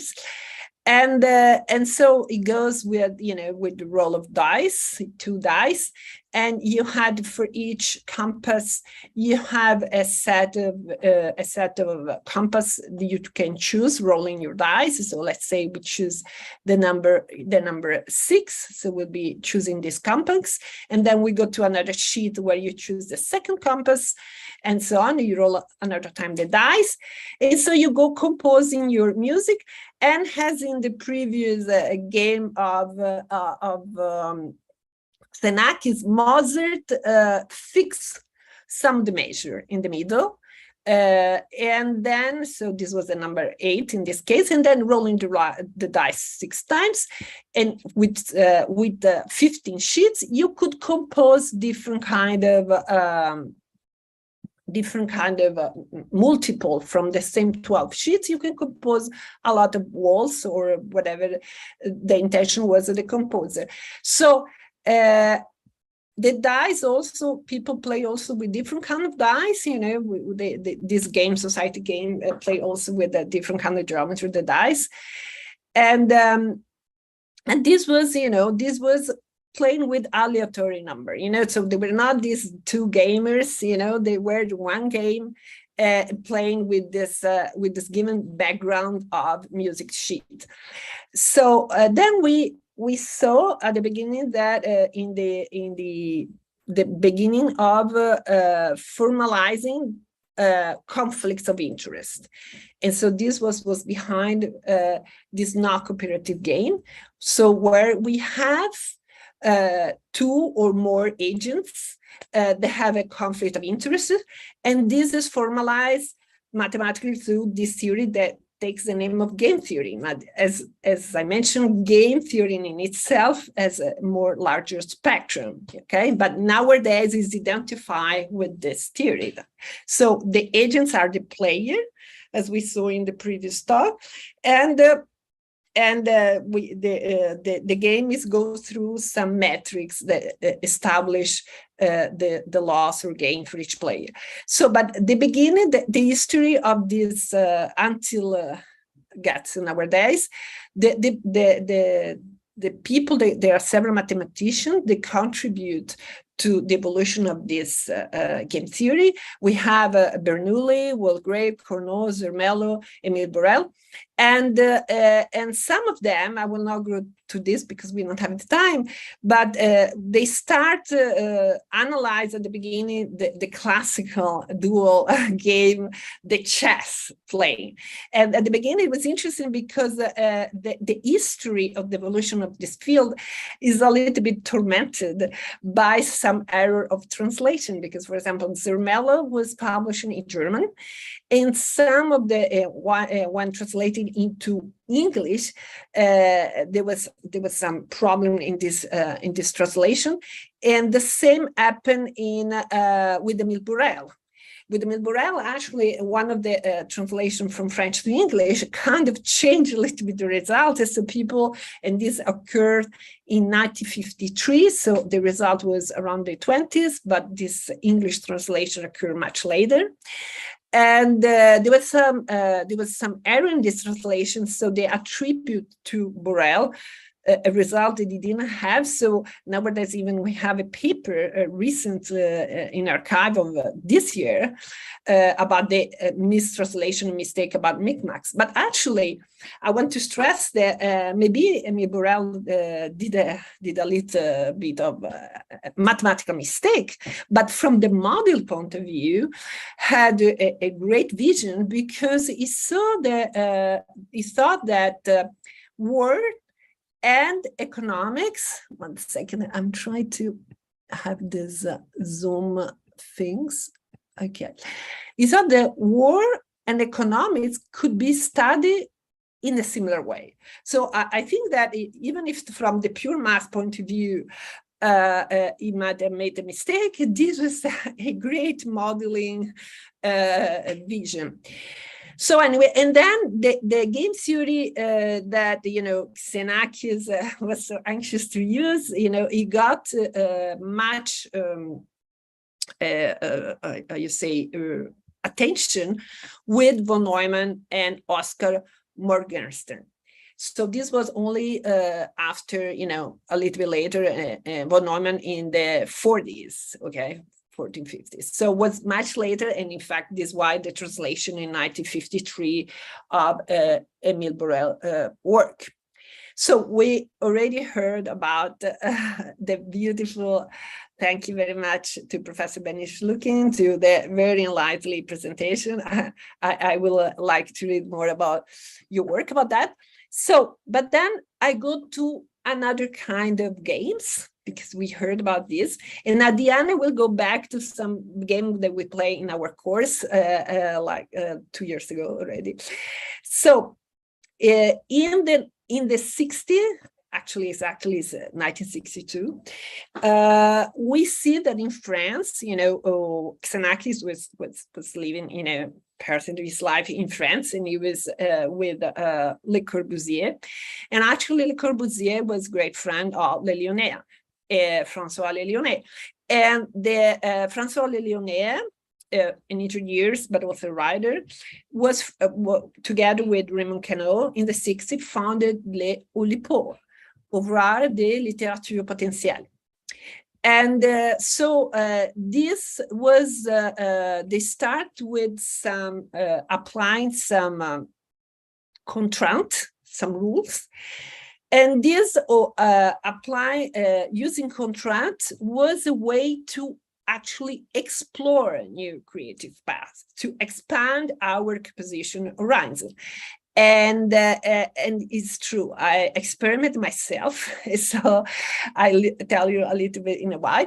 But here is an example, for example, and this goes both ways, because Queneau also invented the Queneau numbers.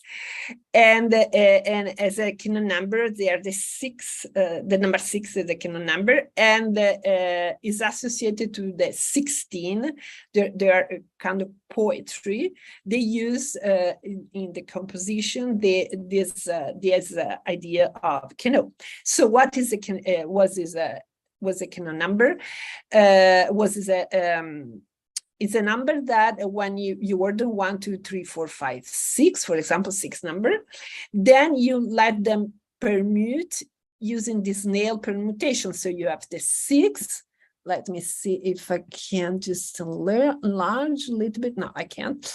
But anyway, you have the 6 goes into 1, 1 goes into 5, 5 goes into 2, 2 goes into 4, 4 goes into 3, and the last one goes to the back. And so you do this, you keep permuting using this nail permutation your number, and eventually you go back to the original. And usually when you have a Queneau number, you have that if you have n number, you will need n permutation to go back to the original without never repeating the original in the middle. So here it is. So Queneau number is a number that n is such a sequence, blah, blah, blah. So What are the Kanach numbers? So not every number is a Kanach number. So for example, we have 1, 2, 3, 4 is not a Kanach number, 5, 6, 7, 8 are not, 11, 14, 18, 12, etc. And so why poets are interested in Kanach number? You know, poets, you can use in poets, you can use also, but they mainly use in poetry. But so why to look for this kind of number and this kind of permutation? And here is an example. So you have that the first strophe, you have 3 lines, and you have that each line is ending with a word, the word A, B, and C. And then you have a second strophe where you can have different line, but what is important, that the last word of each line is a permutation, this nail permutation of the previous 3, and so on. So if this is a terine, so we have it's an example of permutation of 3 numbers, in this case 3 words, is a terine. And here on the side of Oulipo, we have an example of this. Pour réaliser une bonne terrine, prenez 3 mots à la rime et faites-les rimer. S'ils n'ont pas la peine à rimer, vous approchez de la terrine, puisque la terrine rime. Par 3 mots choisis à la rime, qui sans sonner doivent rimer, c'est le secret de la terrine. Secret de la terrine. Voilà. Donc, ça, c'est is an example of a terrine. And you can do the same with 6 and so on. So in this case, you have a strophe 6 line, and you have 6 strophe. Okay, and there is very nice in the Oulipo, www.oulipo.net, there is a webpage of the Oulipo movement. But I want to say that Oulipo has very much to do with UFRJ, because actually I was involved with bringing Oulipo and Oulipo for an event of France in Brazil in 2009. So we had a great program of a week with 8 writers, 4 from Oulipo and 4 from Oulipo. We had a lot of interesting activity, from theater play, writer laboratory. We went in the school, elementary school, with kids of 8, 9 years old. We went to intermediate school. We did for adults. We had a lot of activity. It was very dense. And the opening, the official opening was at the Brazilian Academy of Literature. So it was very diversified.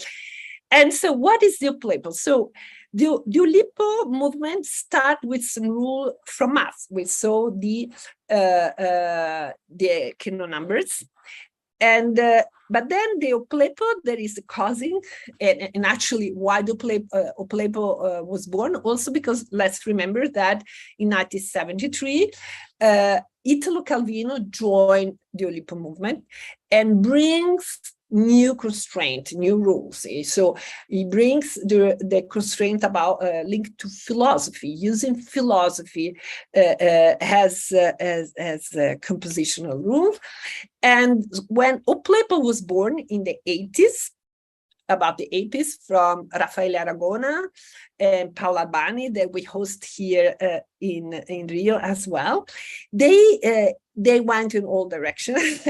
They went to visual, phonetic, music rules in the composition. So here, for example, as an example of Paolo Albani, it's very inspiring webpage for the people that are interested in literature and so on. So, for example, this is an example of poem that is called the part of his series Geometric Vision, where he writes poem imposing, for example, to have the A letter made by A embedded into the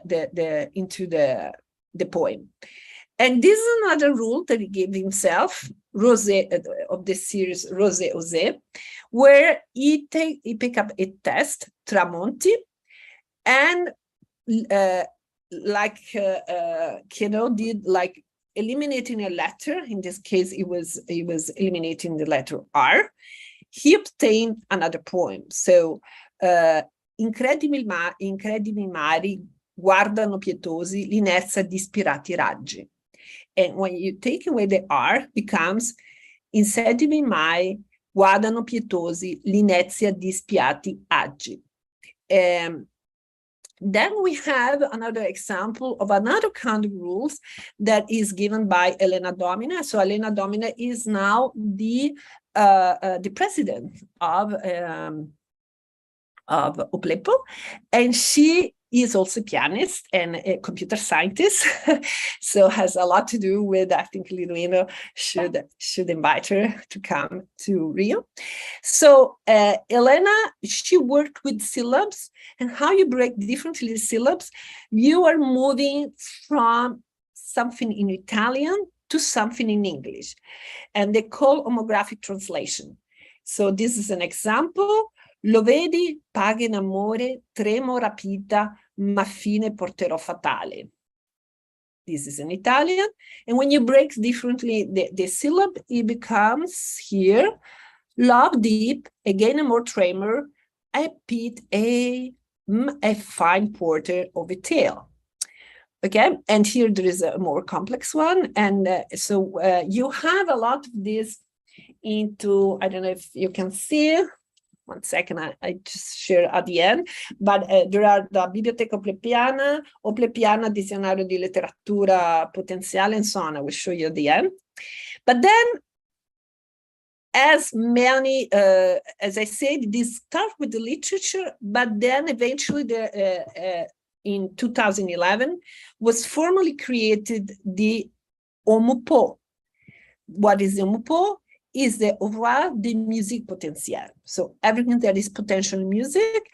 And actually I try to invite here, by a little bit the last moment, Valentin Villeneuve. And he actually said that he will be happy to participate next time.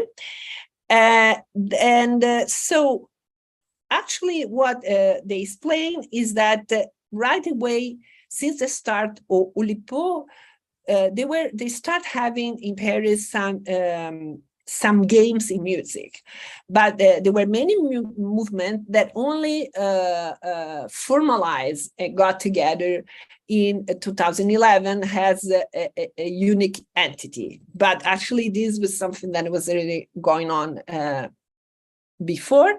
So I hope that next time we can invite Valentin Villeneuve to participate and to tell us all about the OMUPO. But just to conclude, going back to this, the example of game theory in composition, using the usual two-player games in competition, but actually in this case was a competition collaboration, as we noticed. We have, in the course of Formalized Music, the course that took place in 2020, that I had a great pleasure to participate. At the end of the first lecture, we had Liduino Pitombera and Pauchin Nunes. They played the game. They play which game? So we put them to play the rock, paper, scissors game. So the rock, scissors, paper game, you play scissor beat paper, and then paper beat rocks, and then rock beat scissor, So this is how it goes. So it's associated to a matrix, and the game on top. So the game that was formed was the two players. We was set. That the winner will play this set of notes, and he had unlimited duration of his piece, of his compass, and the loser will only play these notes in the given order, and the duration was always a quaver. So okay, so I say the rules. After they played this other modification of this rule were thought about how to model where the two didn't have an impact and so on. So, but this was the original game, and so this was the metrics. So we had the clarinet and the flautist. So the flautist will be Pauci, and the clarinet in the case, in principle, was Liduino. And this was the what came out of this competition cooperative game. Because why I want to sort? Because there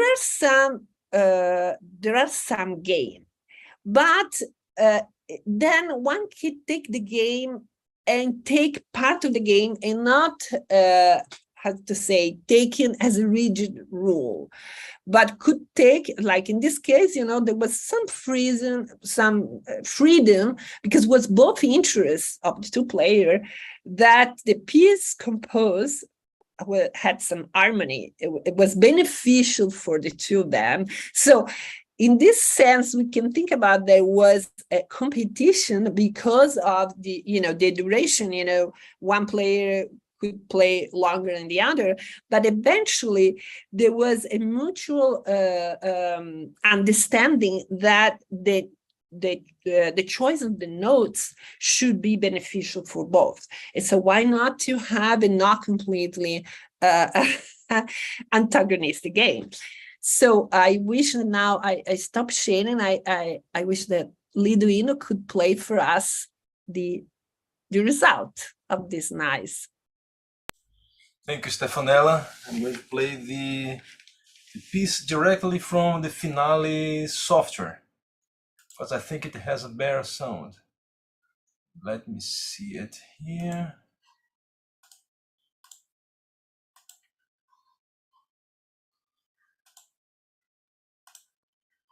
And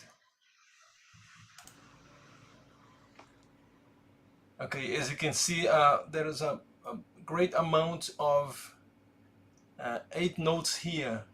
This was my part. I was losing the game up to here, and Pauci was holding back, choosing smaller notes. So let me play for you here.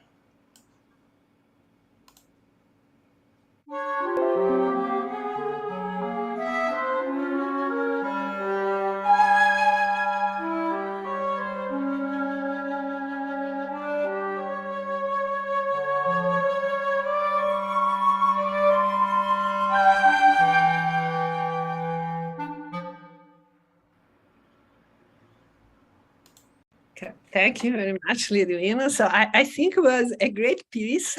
So my conclusion is, why not to have a little bit of game and a little bit of cooperation to explore a new path? Okay, so thank you very much. Thank you for having me here.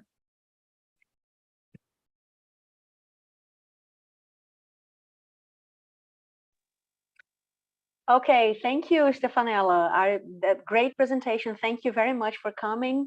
And I'm seeing here that I don't know if you guys at YouTube would like to post any questions. I don't see any questions or comments right now. So maybe you and Mr. Sluchin, I think Alexandre will not be able to make it. So you and Mr. Sluchin, if you would like to present questions to each other or discuss, you can feel free at will to do it. I don't have any questions myself. If any other members of the group would like to talk. I only have this comment. As I said, when I did the Oulipo laboratory of writing, at first it was hard to just follow the rules. It seems artificial. But when was stressed to me that I could alternate piece of rules and piece free of my imagination, then it became so much more natural. It really it allowed me to write poetry that I never imagined. So I think that those rules sometimes can be used in a more flexible way, as we saw in this piece of Lidrino Toschi. They had to cooperate because they had to choose for the common goods some notes that go well with each other. So, but of course, the gain was in one player having more time than the other. This was the play of the game. But so when we talk about game, I think that we should start understanding this not as a rigid setting, but a more flexible setting that allowed us to explore. So this was my take. Mm-hmm. That's to Professor Sluchin, I would really like to read more about his analysis because it was really great talk and really explaining so much better about Xenakis. Thank you very much. Yes, it was a great presentation. Dr. Sluchin, would you like to comment on anything? Would you like to add anything? We have a little time for discussion. The idea of using combinatorics to create poetry or combination of words that it's go much beyond that. I think Xenakis was involved. His idea in many pieces, other than these three that I was talking about, was to combine different music textures. And you can see it in other works as well. The mathematical theory beyond helped him in a way to get the things, to get this set of rules. And the combination, of course, you can say it's nice. I like this music. I don't like this music, but he doesn't go into detail of what's good and what's bad. Is that you just follow his set of instructions. Today, when you use the theory, you create your own set of rules, of course, and the result is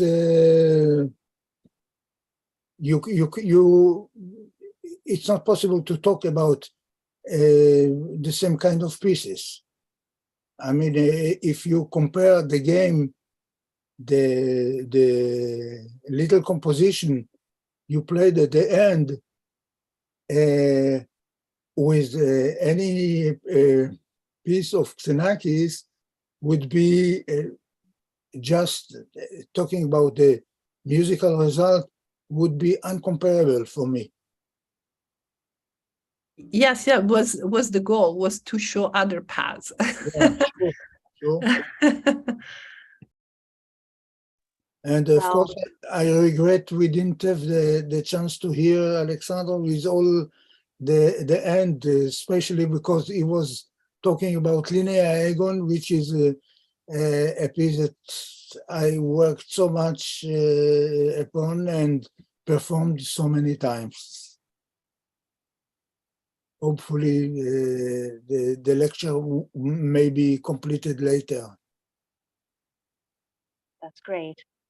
Well, so are there any other questions, guys, from Musmat, from YouTube? I don't think so. Well, then, thank you very, very much, Professor Dr. Sluchin, Dr. Stefanella Boatto.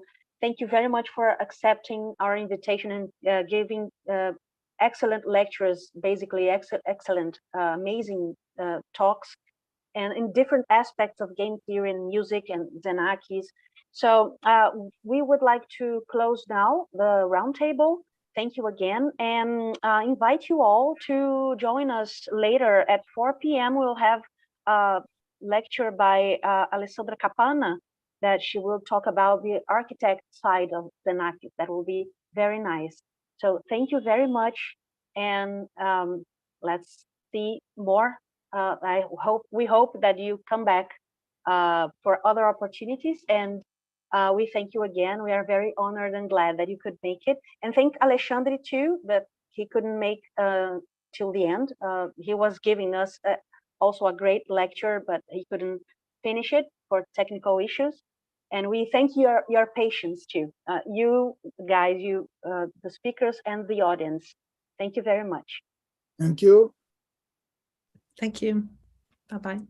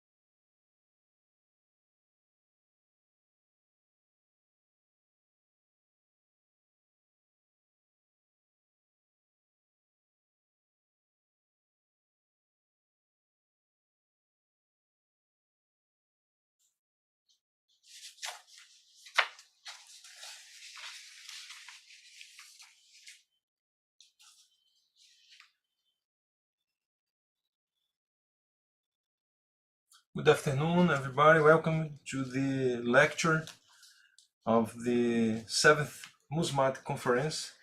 We will have now Dr. Alessandra Capanna from Sapienza Università di Roma. Dr. Capanna is Associate Professor in Architecture and Urban Composition, PhD with a thesis on mathematical structures of composition, logical paradigms of architecture and music. She has been a member of the board of the Doctorate in Architecture, Theories and Project, and is currently part of the board of the Doctorate Draco, Architecture and Construction, in the framework of the PhD School in Civil Engineering and Architecture of the University of Rome, La Sapienza. Her main research interest is about the logical structures of the composition, geometries, and logical mathematical concepts from which to derive the design idea between knowledge and imagination. In this context, she takes part in the scientific committee of Nexus Conference, relationships between architecture and mathematics of cultural activities conducted with the Conservatorio di Santa Cecilia in Roma and of Faces of Geometry in the Milan Polytechnic. From 2009, she is corresponding editor of Nexus Network Journal. Dr. Capanna has several works related to the topic of the relationship between music and architecture.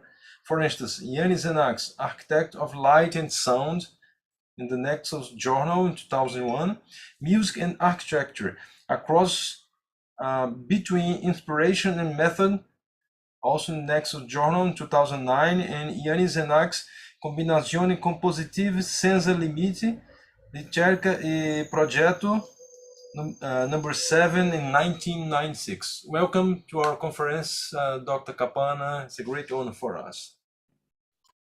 Well, good afternoon. I don't know. Here in Rome is evening. Good evening in this other time zone. First of all, thank you for all of you for giving me the opportunity to present my studies on Xenakis Polytope as a further use of mathematics for compositional purposes, which moreover brings together the three disciplines that Xenakis dealt with, architecture, music, and mathematics. So in addition, I will try to demonstrate in this presentation, if I will succeed, I will be happy to demonstrate that he succeeded through his research to sow the seed of the total art work. So maybe may I share the screen and go on with my presentation? Yes. Yeah, so I select, just a moment.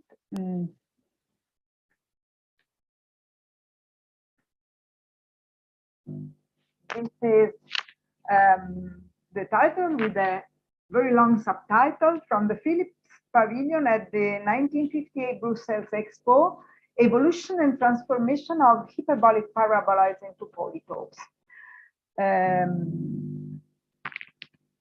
This is the Cité de la Musique project, and I will try to explain the point of view of the architect in the research between music and architecture through this object element, which is the polytope.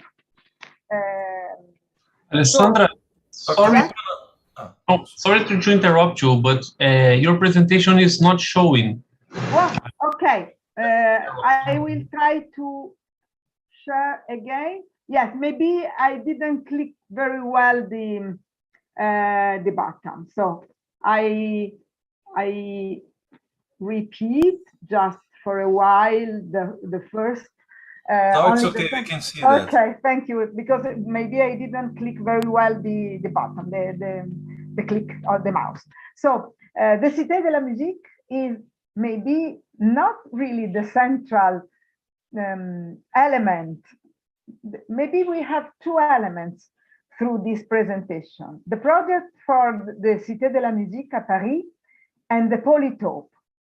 The first element of the analysis, the Polytopes in general, as a geometrical figure, shape, and in Xenakis music architectural installation in particular.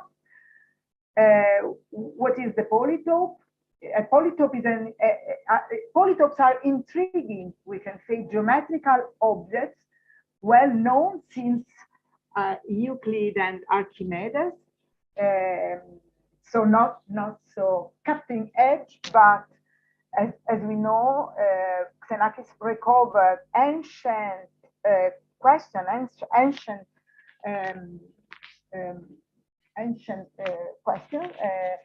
to make them mean that means something more.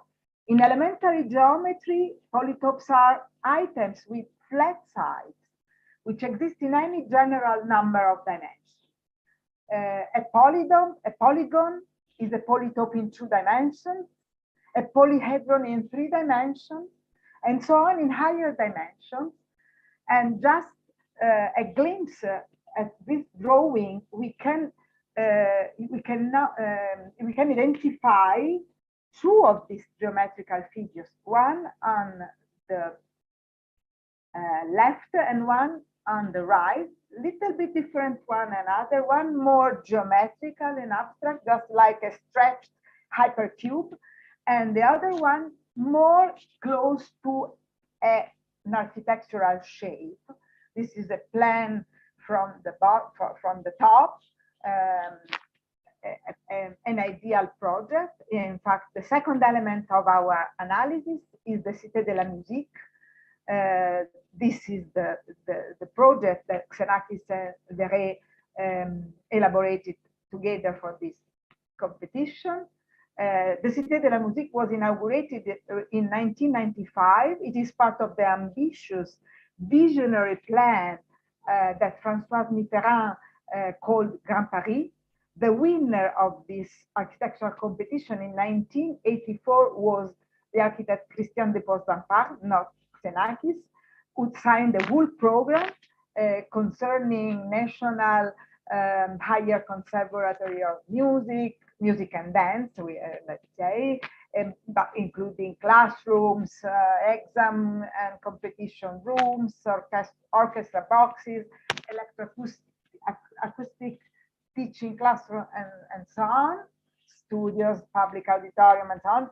Those we can visit and actually in Paris.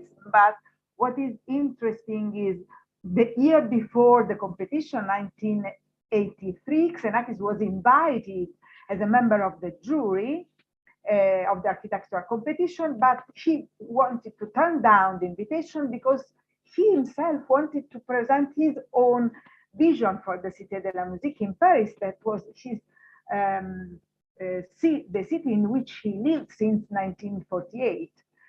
The biography of Xenakis is very interesting, but it is not the case to retrace here. The important thing is that he co-signed this project together with Jean-Louis Beret, another architect living and working in Paris, and that he met. He was a sort of former colleague when they both collaborated in the Atelier Le Corbusier during the post-war period, and the complex of buildings that they designed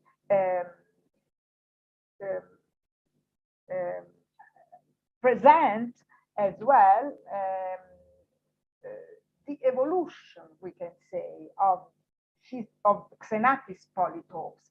So in this collaboration, Xenakis and Beret had the occasion to present a sort of urban project in which the 2 polytopes were the most important part, because one of the 2 is the auditorium, the big auditorium of the complex. But what we have to say that this project is a sort of the end of music and architecture research, and the Polytopes for Xenakis had a clear affirmation in 1967 when Xenakis was commissioned of the music installation inside the French pavilion of the Expo in Montreal.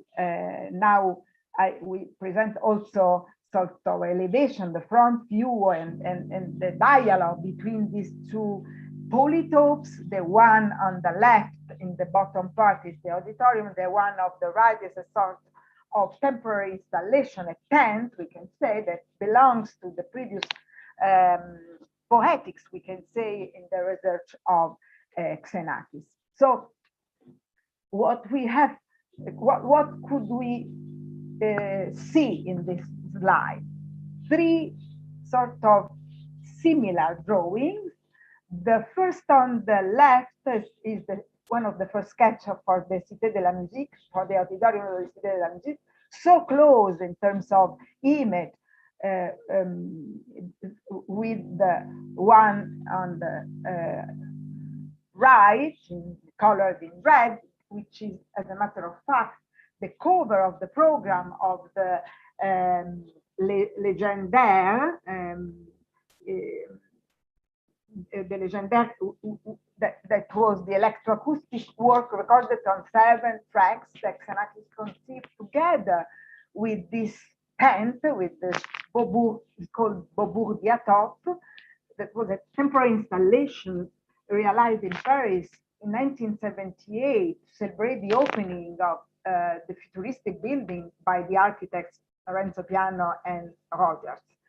So what we can see on the bottom part of, at right is the geometrical construction of these two shapes, volumes, and it represents the geometrical construction elaborated, and that I took a photo of this in the archive that is hosted in the Cité de l'Architecture du Patrimoine in Paris. But of course, it is evident that it is the same construction that we could put in parallel with the diatope in Beaubourg. So if we want to read the sort of definition of what is a polytope in Xenakis research, we can define it as a multimedia installation speaking two or even more language at the same time, the language of music made with different sounds, the language of light in form of colored points, line and surfaces, the language of architecture played in the field of geometries, made with measure, matter and time, which are matter of the design activity for an architect, but also for a music composer, because it depends on the matter that you use, of course. And maybe you could say that in Xenakis philosophy, the aim is always that of repeating what nature carries out in many dimensions. And the polytope, of course, we have said just before, that is something like a 4-dimensional shape in the field of Euclidean words. So now that we have seen the similarity between the last project, that for the auditorium of the Cité de la Musique, and that for the Beaubourg Diatope, we can also remember the shape of the Philips Pavilion, that is as well a shape, a volume made with curved ruled surfaces, that we can consider as the first polytope. And we will see just in a why I consider, not only because they look so like as shapes. I dare declare that the Philips Pavilion, even if Xenakis didn't call never called it a polytope, in my opinion, is the genesis of this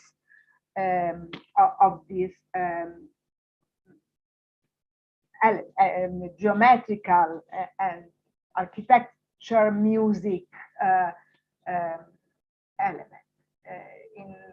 On the left, we can see a sketch by Xenakis, one of the first, in which, and of course, you can see also the date that it is October 15th of 1956, and then the construction of the Philips Pavilion is of 1958.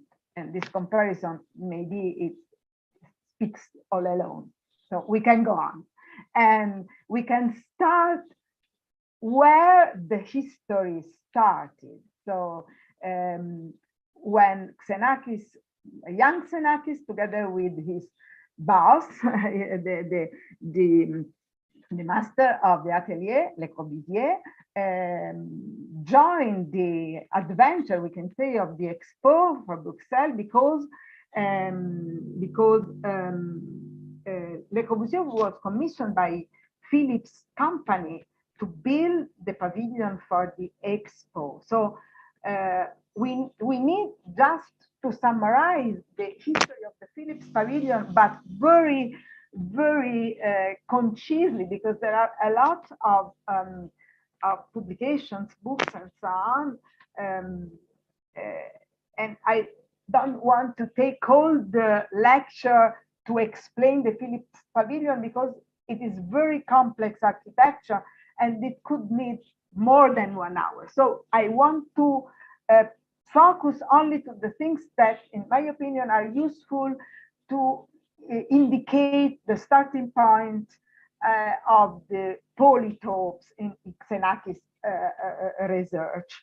And of course, one of the first publications that we can quote is the book that Xenakis himself wrote, entitled Music Architecture, that has an important, that gives an important role on that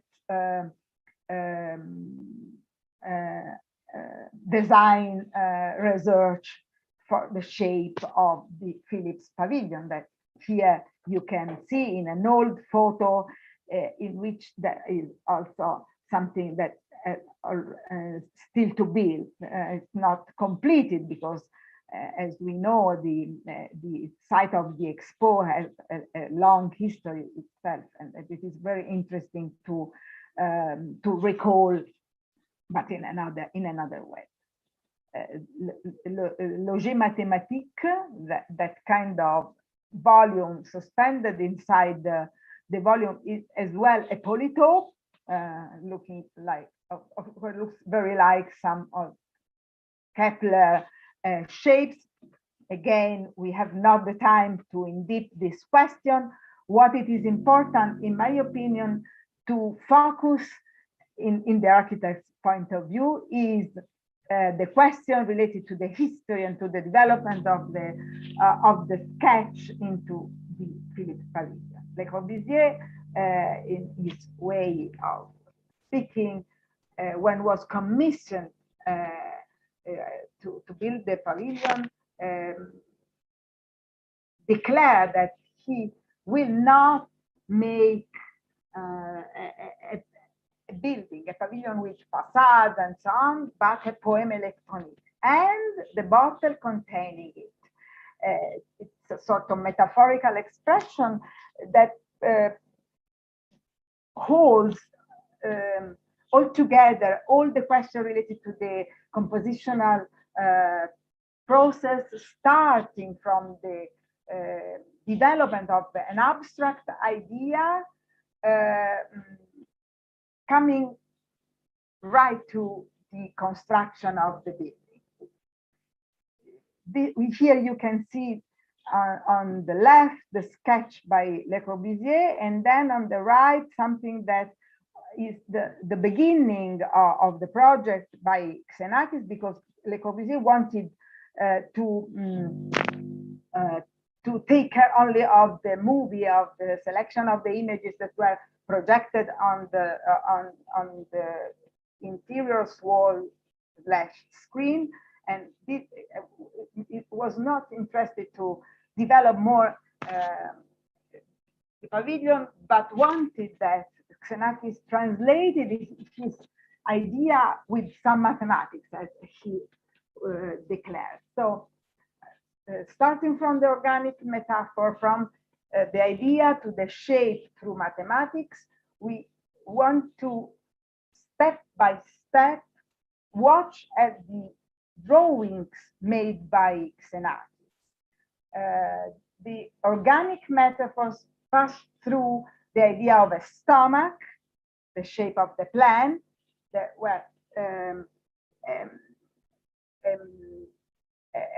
how to say,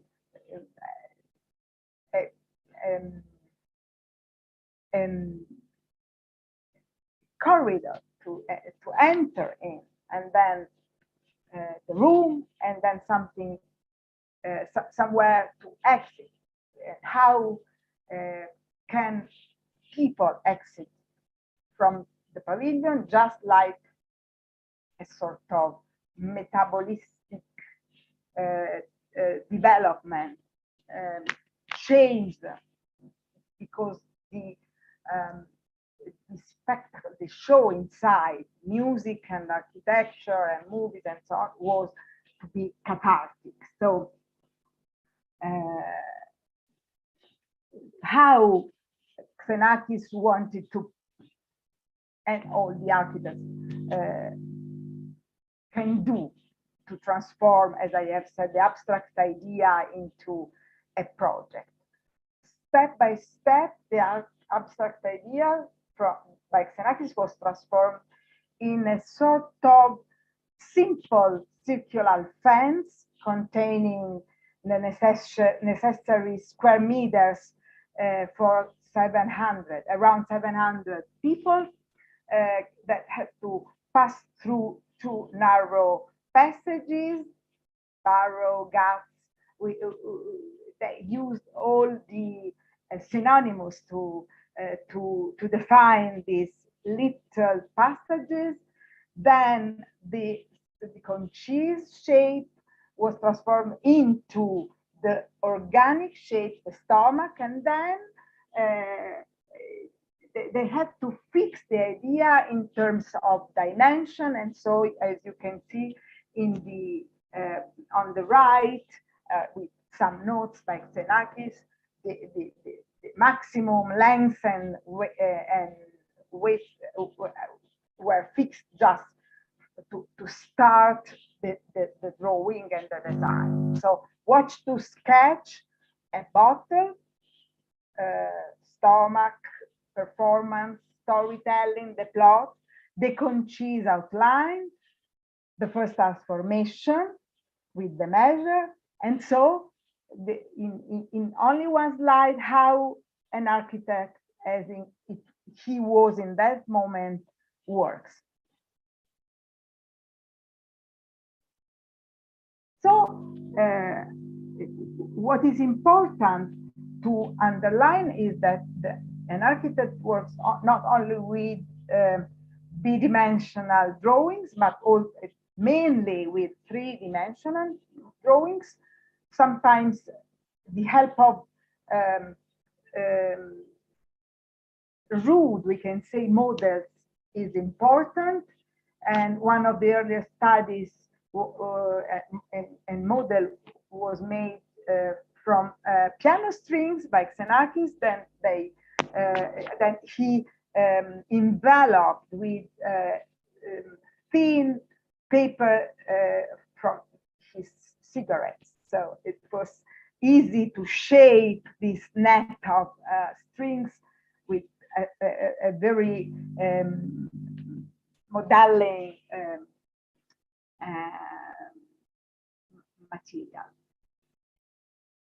And from the sketch to the construction, a big jump, but made with a lot of studies, tests, together with the company who had the duty to construct. That was a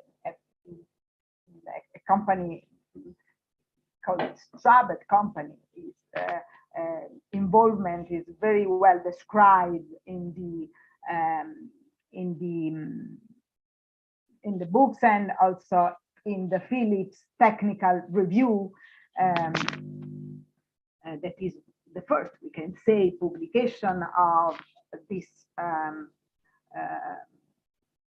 project.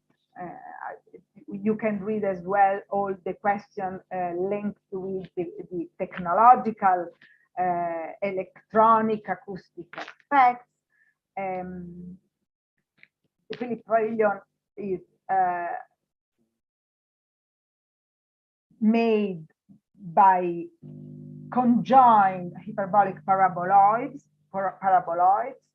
Here you can see one that are curved surface mathematically generated entirely from straight lines, as you can see here. And later on, they will form in the repeated experience by Xenakis, tent-like music or tent-like enclosure in the same way. The theme, the topic of the continuity, that is the basic concept as well of the glissando that Xenakis was experiencing just in the same period since 1953, are conceptually the same base concept of the development of the continuity in the concrete shell, thin shell constructions.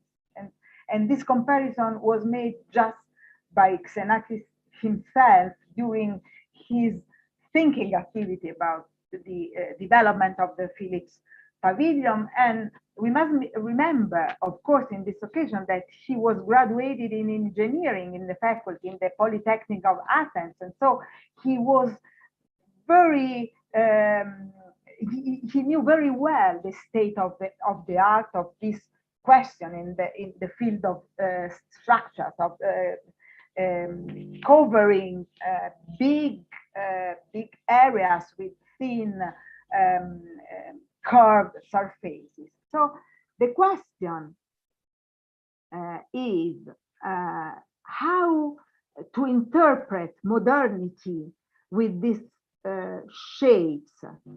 The question of construction is a very important one, and in the temporary installation also the quickness of the construction is important. So here we see how, together with the contractors, we can say they succeeded in using the quality of straight lines intersecting and making a net to build a curved surface, to arrive in taking advantage of the new era structure, inventing a new shape in which, of course, we know that the interlude between the entering and the exit was composed by Xenakis in the composition Concrete PH, that in the field of architecture is a very interesting jeu de mots, because concrete is also the structural material, the plaster, we can say. The concrete is also the matter with which it was built, the Philips Pavilion, but concrete has to do with Musique concrete, that was the composition, and PH is the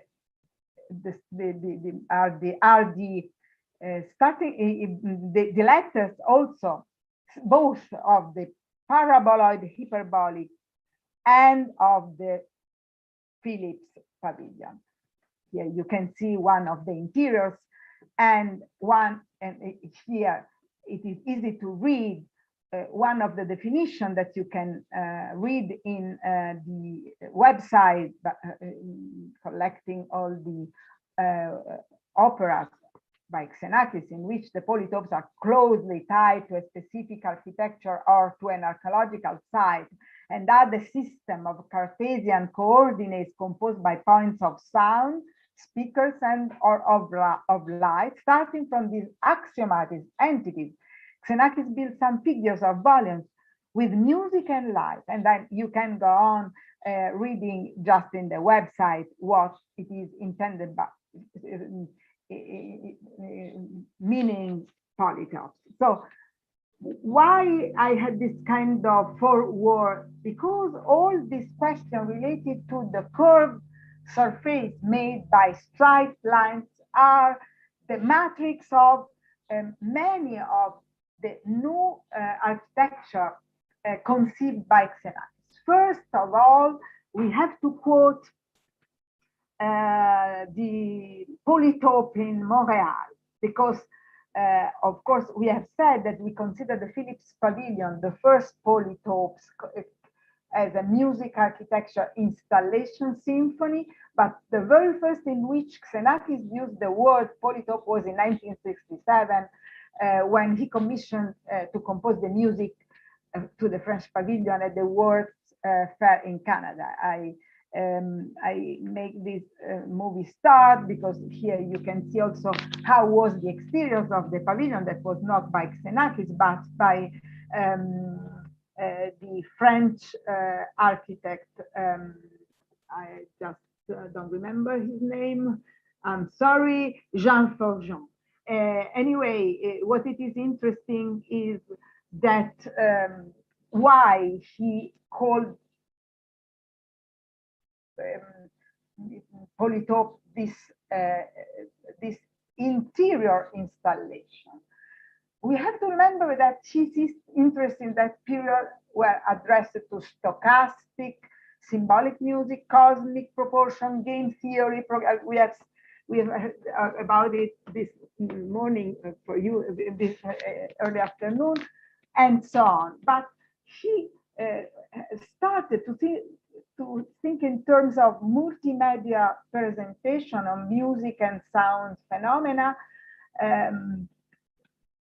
just a little bit during the experience of the Philips Pavilion, but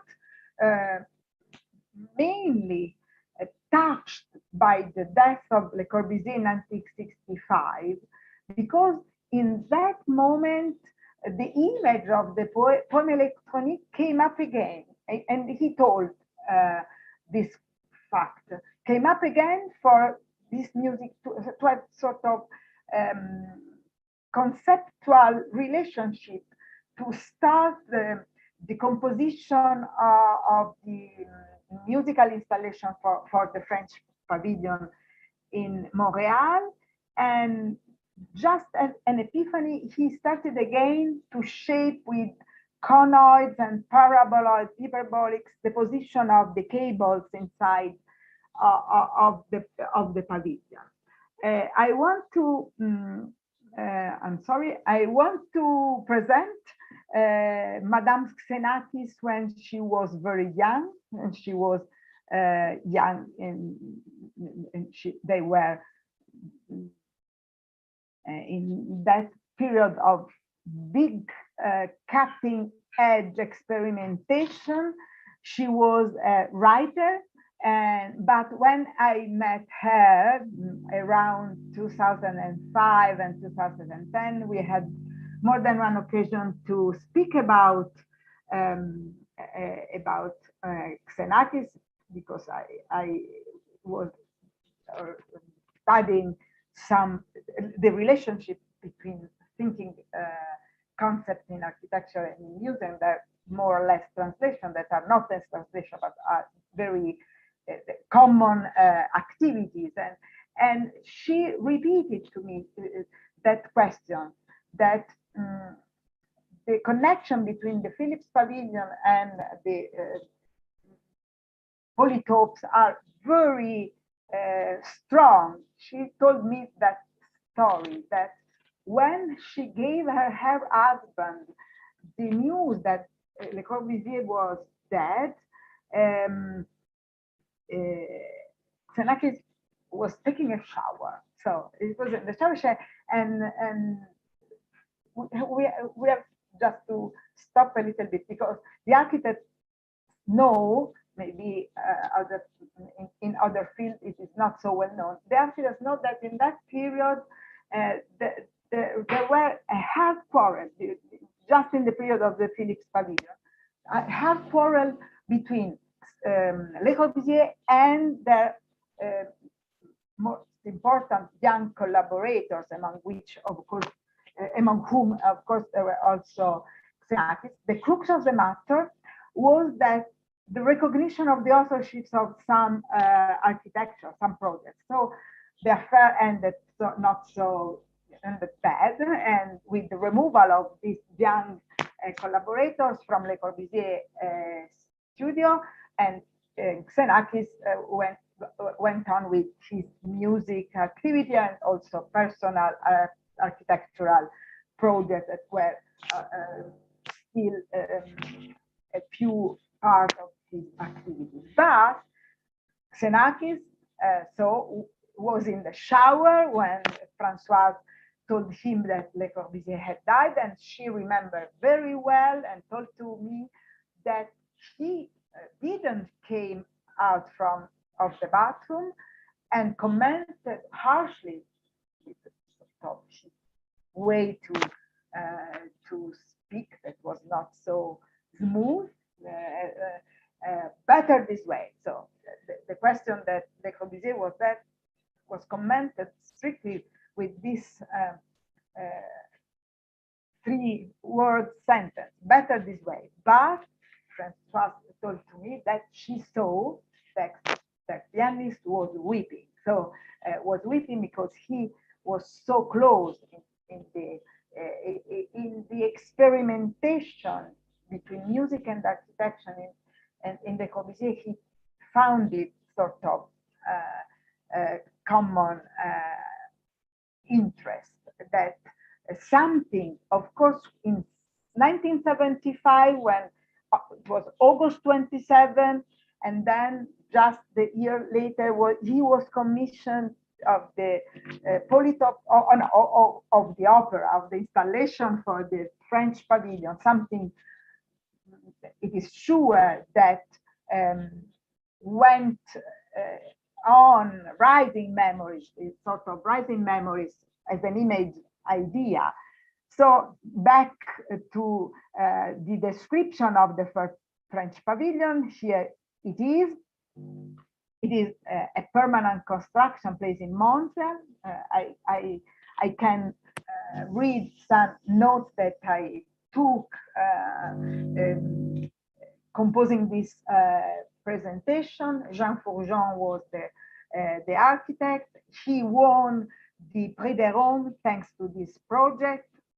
Still now the building is a casino, but inside the central area, that is a big open interior with each floor leaning on the other.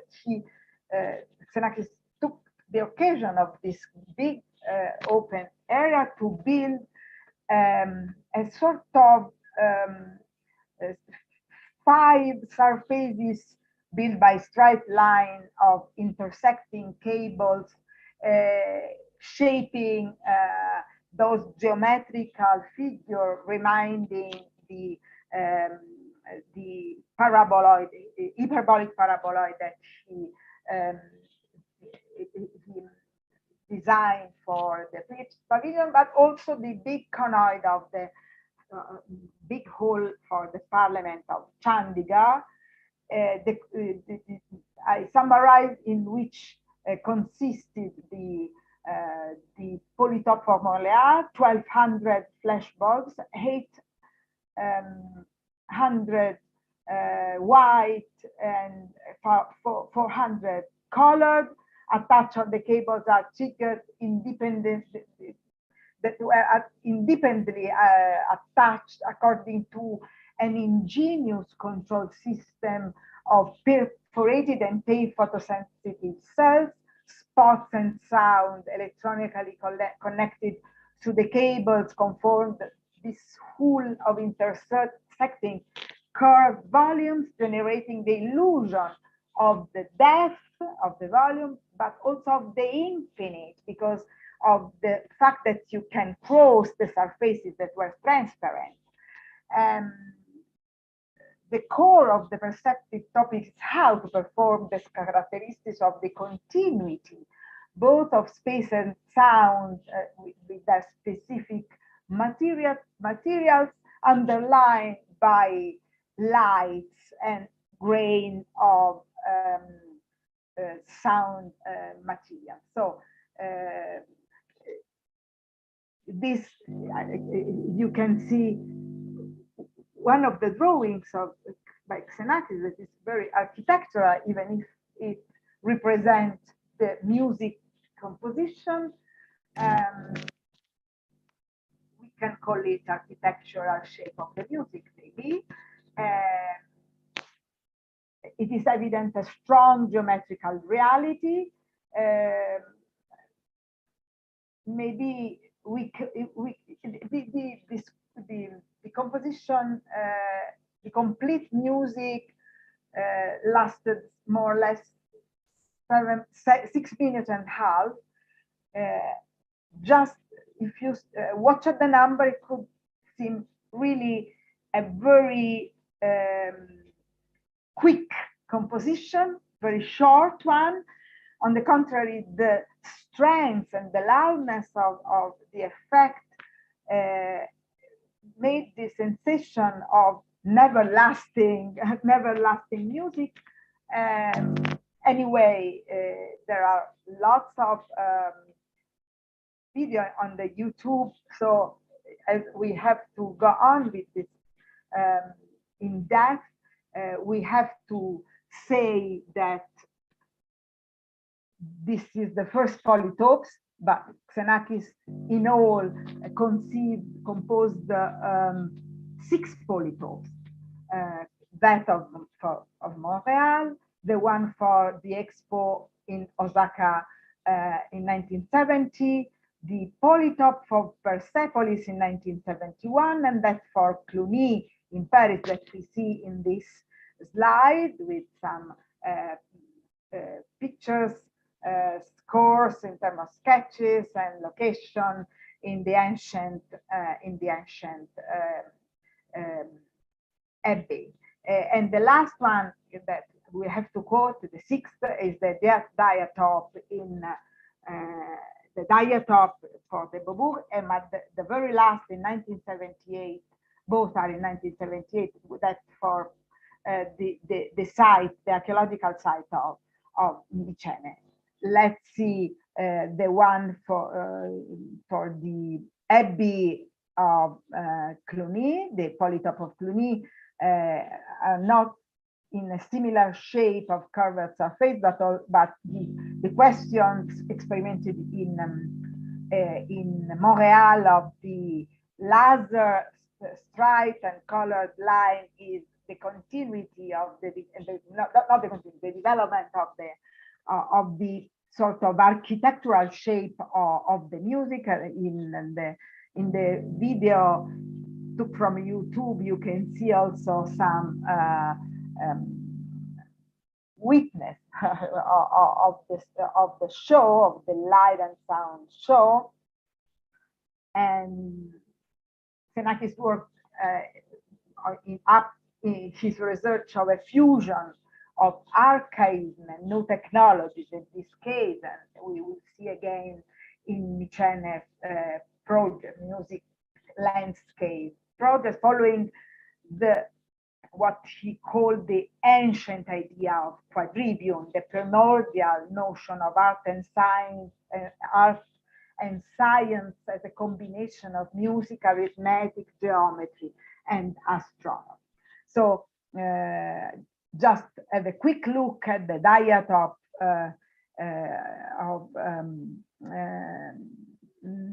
for the opening of the Beaubourg. We have already seen the sketches and the graphic representation by Xenakis, and here we can see some pictures of the exterior and of the interiors. It consisted of a sort of more or less 1,000 square meters of curtain, red, semi-transparent vinyl surface that enveloped the interiors in which this net of cables were built to have the light and sound composition that we have already seen in a different way, because the legendaire that were represented inside it was a very important and long and opera. Just to have sort of escaping in the field of the research in spherical and curved scenography, we have to say that at the very beginning of the 20th century, Mariano Fortuny, who was she started as a fashion maker, but he was also a scenographer, has already experimented something like curved canvas in which to represent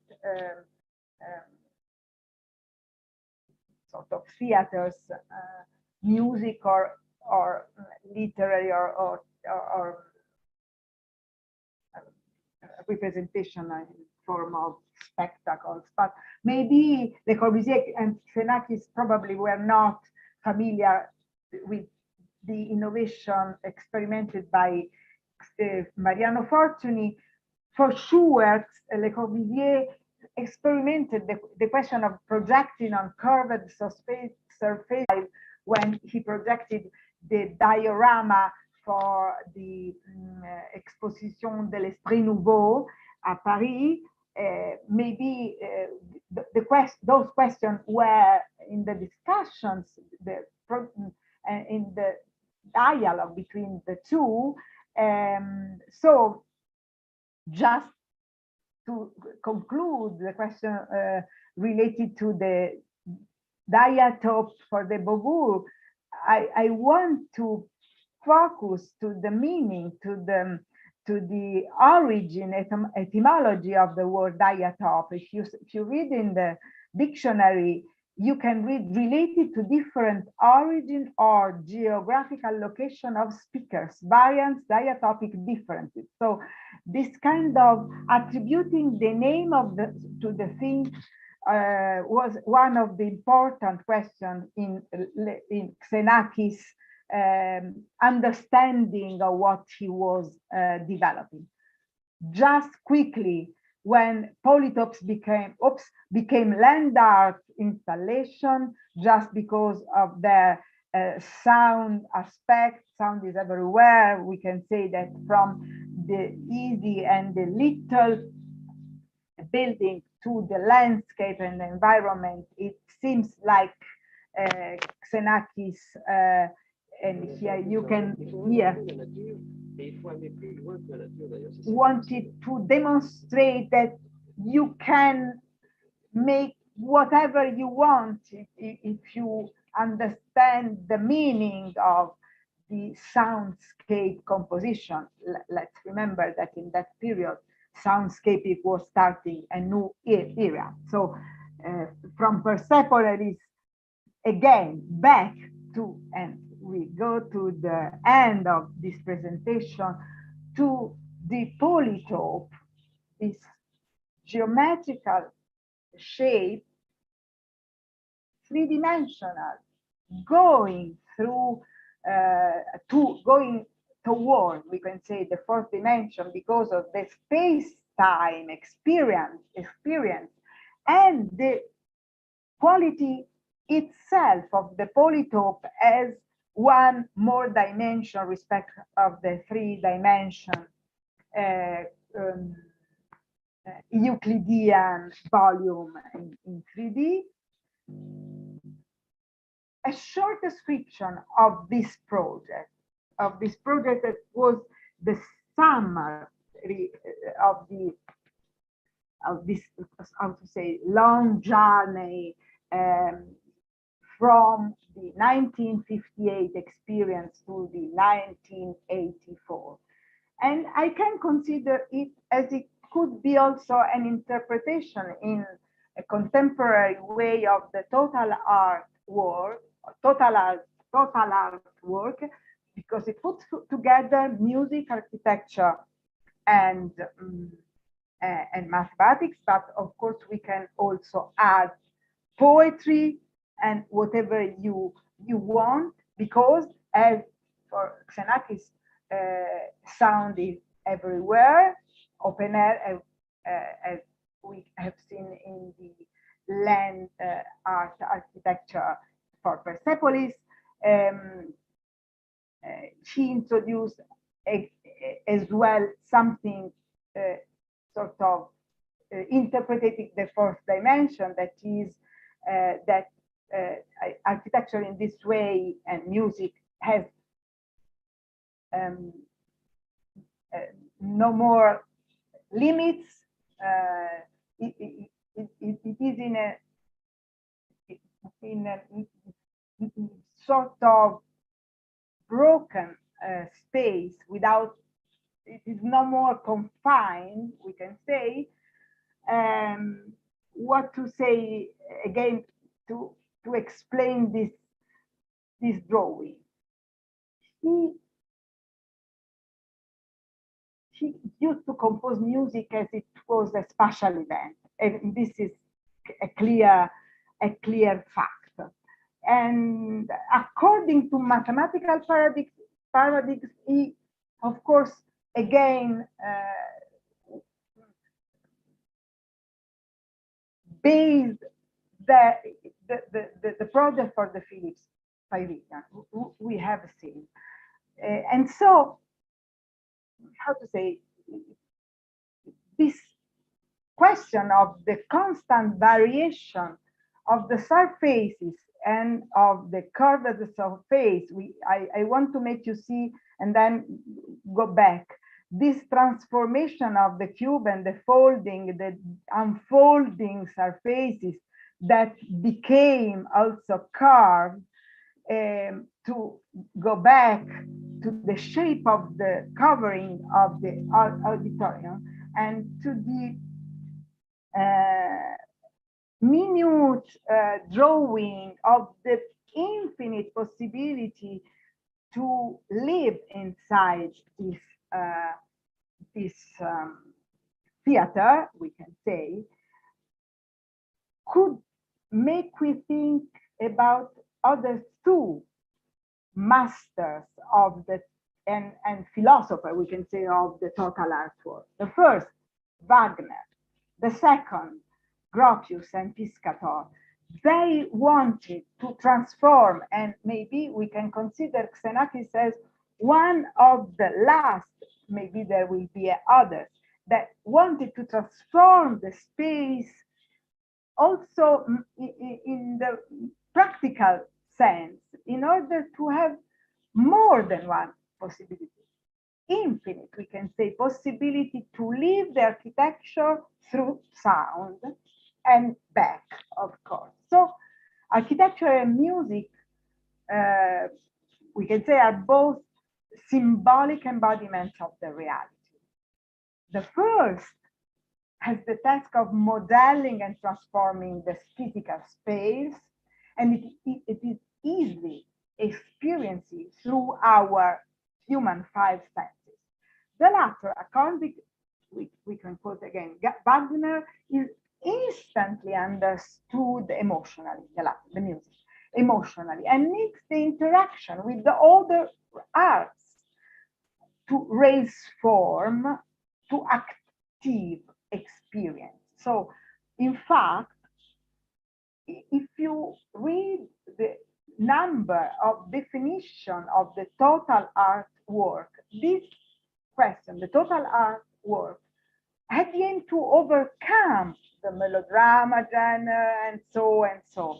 We have no time to go back to all the steps of the evolution of the musical composition, and not, of course, even of the development of the perception of the space. For sure, Xenakis in a writing entitled Antiquity and Contemporary Muses discussed succinctly, because it is not a huge paper, discussed succinctly his thoughts regarding the reconstruction, the development of ancient sounds, remarking the starting point of the Greek theater as a total experience, no? Exactly in the sense of, maybe we can put a parallel with the same sense that Wagner introduced with the theory of the artwork of the of the future. I have to go fast because I see that the time is more or less over. So this so we can take it just the year later. Xenakis was performing the Polytopes in Montreal, experiencing sort of architectural interior composition of the muses. He experienced as well the landscape architecture music, something that was never was never experienced since that moment. Coming back to that concept of the antiquity and contemporary music, in sort of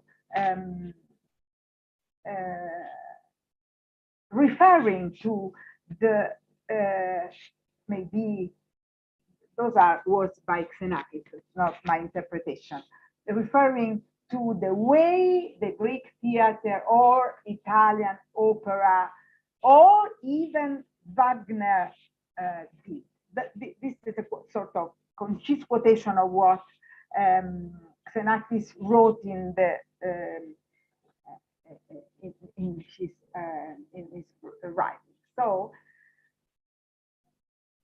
in conclusion, the circumstance of the competition for the City of Music to be built next to the edge of the Parc de la Villette, sort of landscape environment, was a good chance for Xenakis to resume the topic of the Polytopes geometry and also problems concerning plan setting of the audience in the theater, respect to the stage, respect to the fact that it was more or less useful to locate the stage in the center or in the middle or higher in a location, in a different location inside the theater.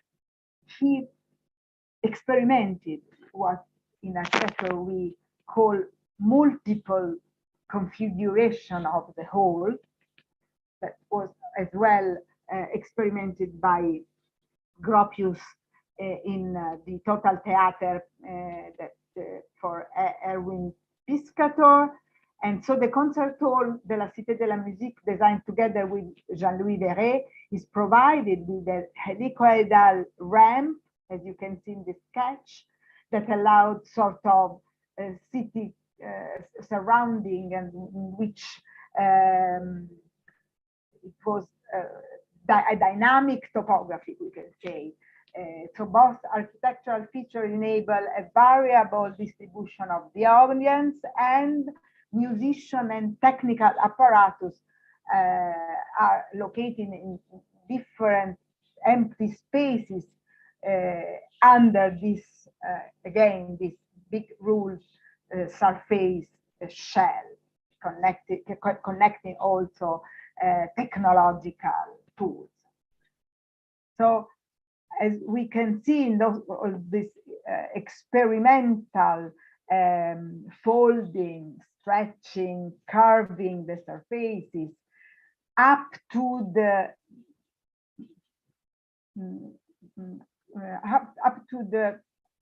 not definitive composition of the ruled surface, but one of the possible, we can say, we can just have three definitions that could be put in one, in a sort of total art definition of the three, mathematics, music, and architecture, under the meaning of the polytope. So in mathematics, the polytope is a geometric figure with a high degree of symmetry. The Philippe Pavilion, as well as the concert hall of the Cité de la Musique and the other polytopes, are variation of the theme of the 3 to 4 dimension geometry that allows an unlimited number of compositive combination. In architecture, so the multidimensional space is more a recent field of interest, of course, closely related to the parametric, to the development, we can say, of the computer-aided design performance, but were anticipated, we can say, by the space-time visualization and shaping of the coverings of the pavilion or of the auditorium of the Cité de la Musique by Xenakis. And in music, we can say that polytopes are invention by Xenakis. So in this occasion, it could be, I have been the occasion to present this sort of objet à réaction poétique, as it could be defined by the couple Xenakis Le Corbusier when they were in the period of the Philips Pavilion. From the architect's point of view, so they could be defined sound architecture, space for the synthesis of the art, invention with many voices, sort of polymaterials in which we can consider music as another material, very important for the complete perception of this multiple dimension architecture. That was Xenakis who invented it, and he experimented from the scale of the temporary installation up to the landscape scale. So finally, the point of Xenakis' research is not music or architecture. It is the synthesis between the two. It is a space sound in which science and the goal of mathematics are necessary interface to achieve this synthesis of intellectual, ephemeral game playing in the field of mathematics. Thank you.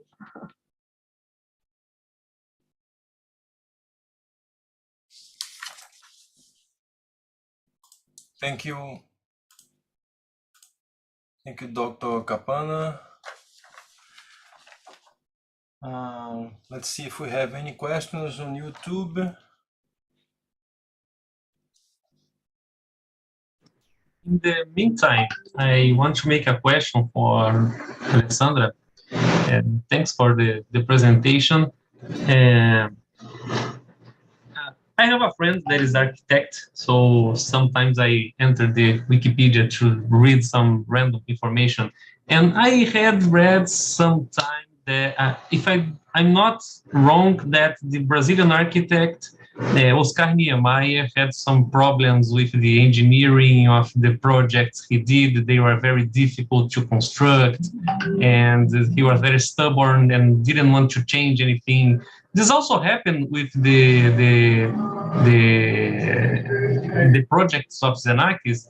I don't know, since Xenakis was also a civil engineering, because he was aware of some. Yes, and he always rolling surfaces. So. Yes. He was the interesting thing was that when the biography of Xenakis is very fascinating, and when he went away from Greece, from Athens, it was for problems, politics problems. He was wounded and so on. Anyway, he arrived in Paris at the first job that he had was just as an engineer, because he was graduated in engineering, and as the Polytechnic of Athens has a very strong, how to say, tradition in the research in modern structure. The thin shells were studied in that period. Of course, Xenakis knew, and when he went in Paris, his first job was in a company of engineering, and the meeting, the first encounter with Le Corbusier was just because Le Corbusier had a relation with this company of engineering for his project. And so they met, and then started the history of the 10 years long experience of Xenakis in the atelier of Le Corbusier.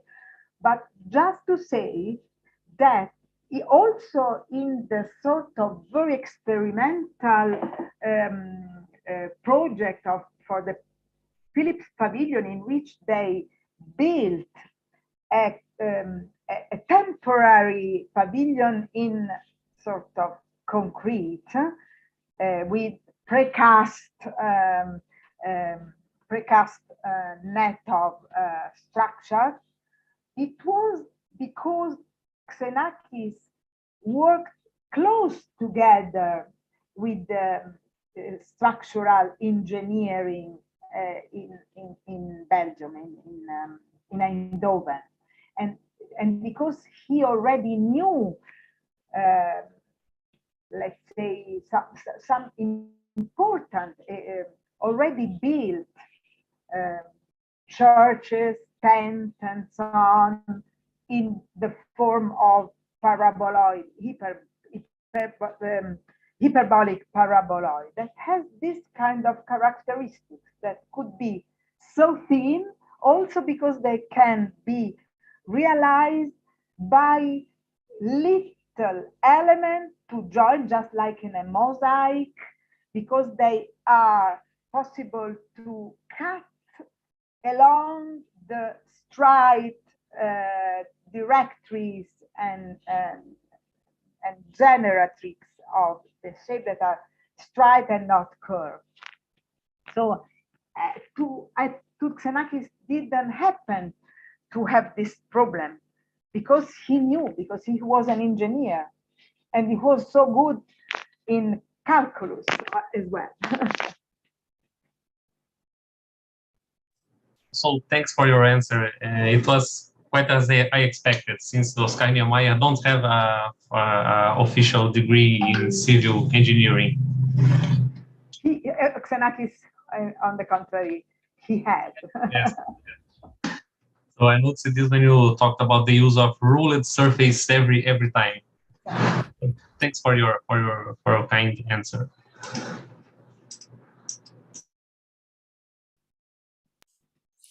Thanks, Dr. Capanna, and for your participation. Let me. Very well. Would you share your screen? Yes.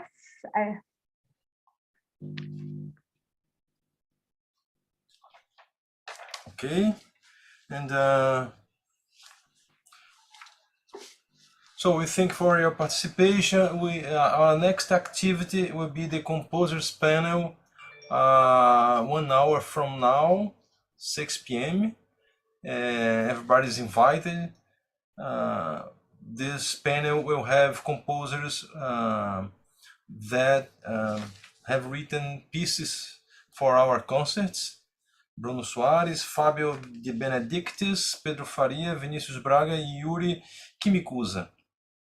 This panel will be coordinated by Professor Carlos Almada. And again, we thank you, Alessandra.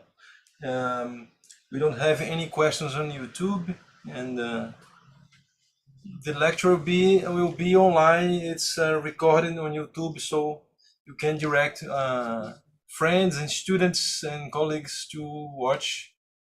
Thank you. Congratulations. really thank you for your invitation, and I will join the following part of your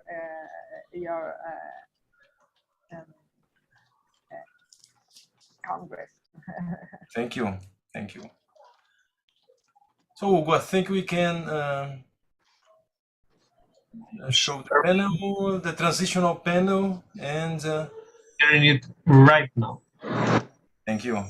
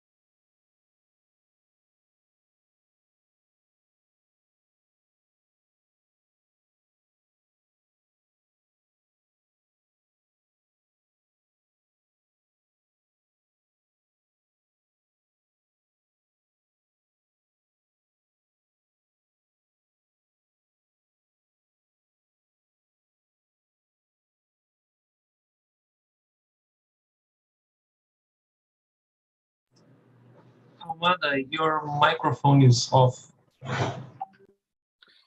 Sorry. Hi, everybody.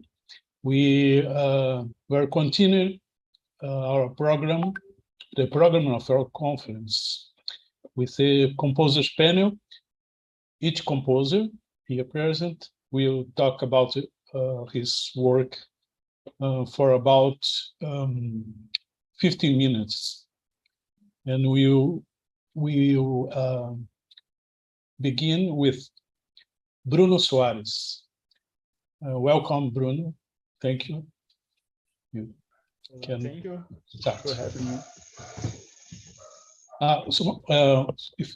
Se você quiser falar em português, tranquilo, não há problema, só estou acrescentando. Fique à vontade.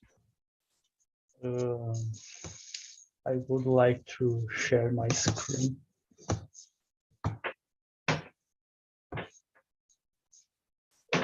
Can you see? Yes. Correntes de Acaso is a trio for clarinet, alto saxophone, and bassoon. And I used the same processes that Xenakis uses in Hyperbolic. I used his formulas, his calculations for derive the rhythms, the pitches, and so on. One thing that my piece has different, it's a chamber music, and in Hyperbolic, he uses one type of playing or one type of sound in for each time. He does not superimpose two types of playing in one instrumental or group, and that one of the things that I made. And I made a relation between the ways of playing and or timbres produced by the instruments. For instance, each instrument has a unique sound, a unique type of playing, and the two others ways of playing are linked with one of the other instruments. For example, the clarinet has a slap tongue, it's his unique sound. It has a multiphonic that is a common sound with the saxophone, and the trill that's a common sound with the bassoon, and so on for it's the same for the other instruments, as you can see it in the graphic. This is a sketch that I made, a matrix, just like Xenakis uses in Hyperbolic. And that you can see the piece is divided into 16 sections. And here you can see the ways of playing, and the numbers in each cell is the density of that cell. This is an early sketch. It was one of the first sketches, and some things I changed later, like the double option. I was thinking in uses one of line to control the superimpositions of timbres, but I thought that it was too rigid, and I decided to let them out of the piece. And originally I was planning to write for bass clarinet and tenor saxophone. This is also changed. In later the piece was conceived for beef, clarinet, and alto saxophone. And I selected 2 cells of the saxophone for illustrate the principles that I made in the piece. This section, the saxophone plays multiphonics and flutter-tongue. And the rules for multiphonics, if he's playing a threshold tone, with a threshold tone, I mean a pitch of entrance, or how do you say it? The pitch that introduces the multiphonic, or the pitch that is the exit of the multiphonic. If it is playing a threshold tone, then the next event must be a multiphonic. If the event is a multiphonic, then the next event must be a threshold tone or another multiphonic for equal chance. The rules of the flutter tongue, I use a normal Gaussian distribution, and the mean is the nearest threshold tone. That means that the pitches will be oscillating around that threshold tone of the multiphonic. Here is a table of the dynamics, the intensities. It follows exactly the formula that Xenakis uses for the intervals of pitches or intervals of any element. And I established a number that corresponds with a dynamic. And I made another table that controls if that dynamic is followed by a diminuendo, if it's stable, or if it's followed by a crescendo. And this is are the probabilities of a given dynamic will follow a crescendo, diminuendo, as you can see. This is the realization of the flutter tongue line and the multiphonic line of that section. And as you can see, the threshold tone that I use as the mean was the C quarter flat, and the flutter oscillates between C and A quarter flat. And below you have the multiphonic line, and below you have the final realization in this chord, the superposition of the 2 lines, and the dynamics also incorporated. And this is the final realization of that line. As you can see, I treated this with some flexibility because the rhythms don't align perfectly with the first 2 lines. I treated more as little cells that I can connect the way I wanted, for in the final result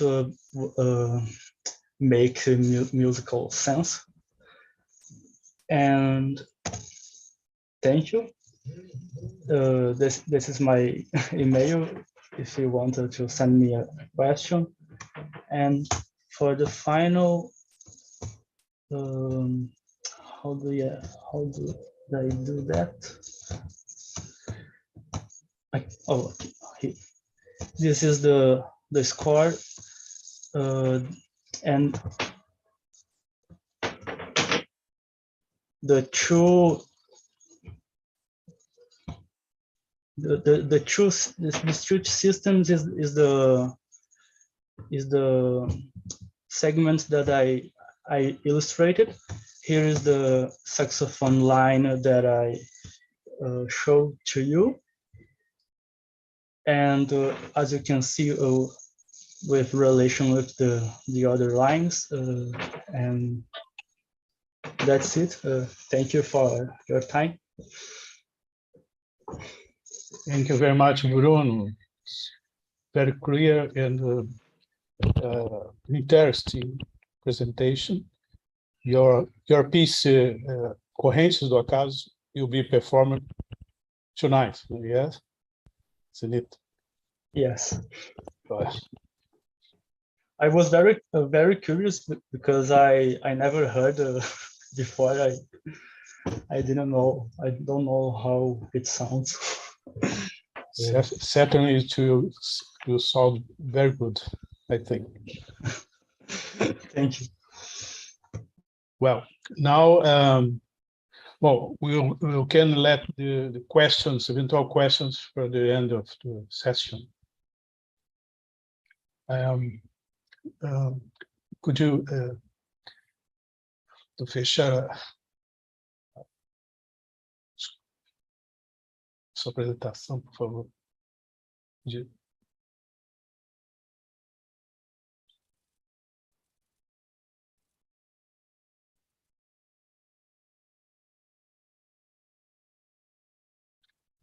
Your screen is still. Oh, okay. Thank you. Now I would like to invite Fabio de Santos de Benedictus to speak about his piece. Welcome. Thank you. Fabio. Welcome. Thank you for this opportunity. Thank you for accepting my piece. I am going to share my screen. Okay. I have a presentation. Sorry. Poisson Trio is the title. Notes about composition. It's a piece for Stray Ensemble, specifically composed for this edition of Musmat conference. Because the point of reference was Xenakis, I have used to the matrix for the first phase of composition of choreipsis by Xenakis and the SIP theory. For composing this piece, I have used also my algorithmic composition library for open music. Here, a brief description.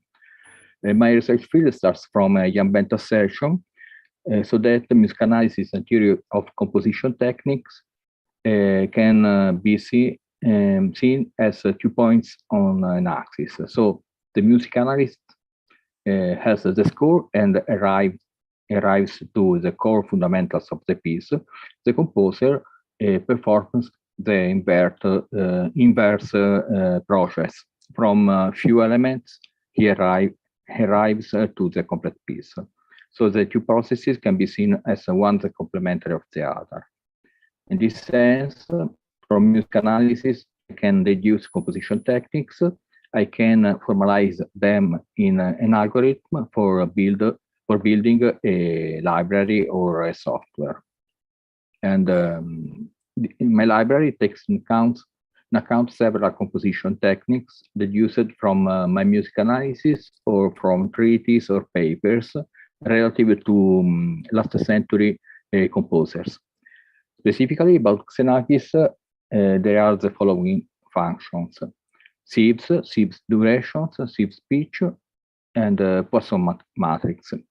With the sieves, it is possible to create a series of numbers by simple application of sieve theory.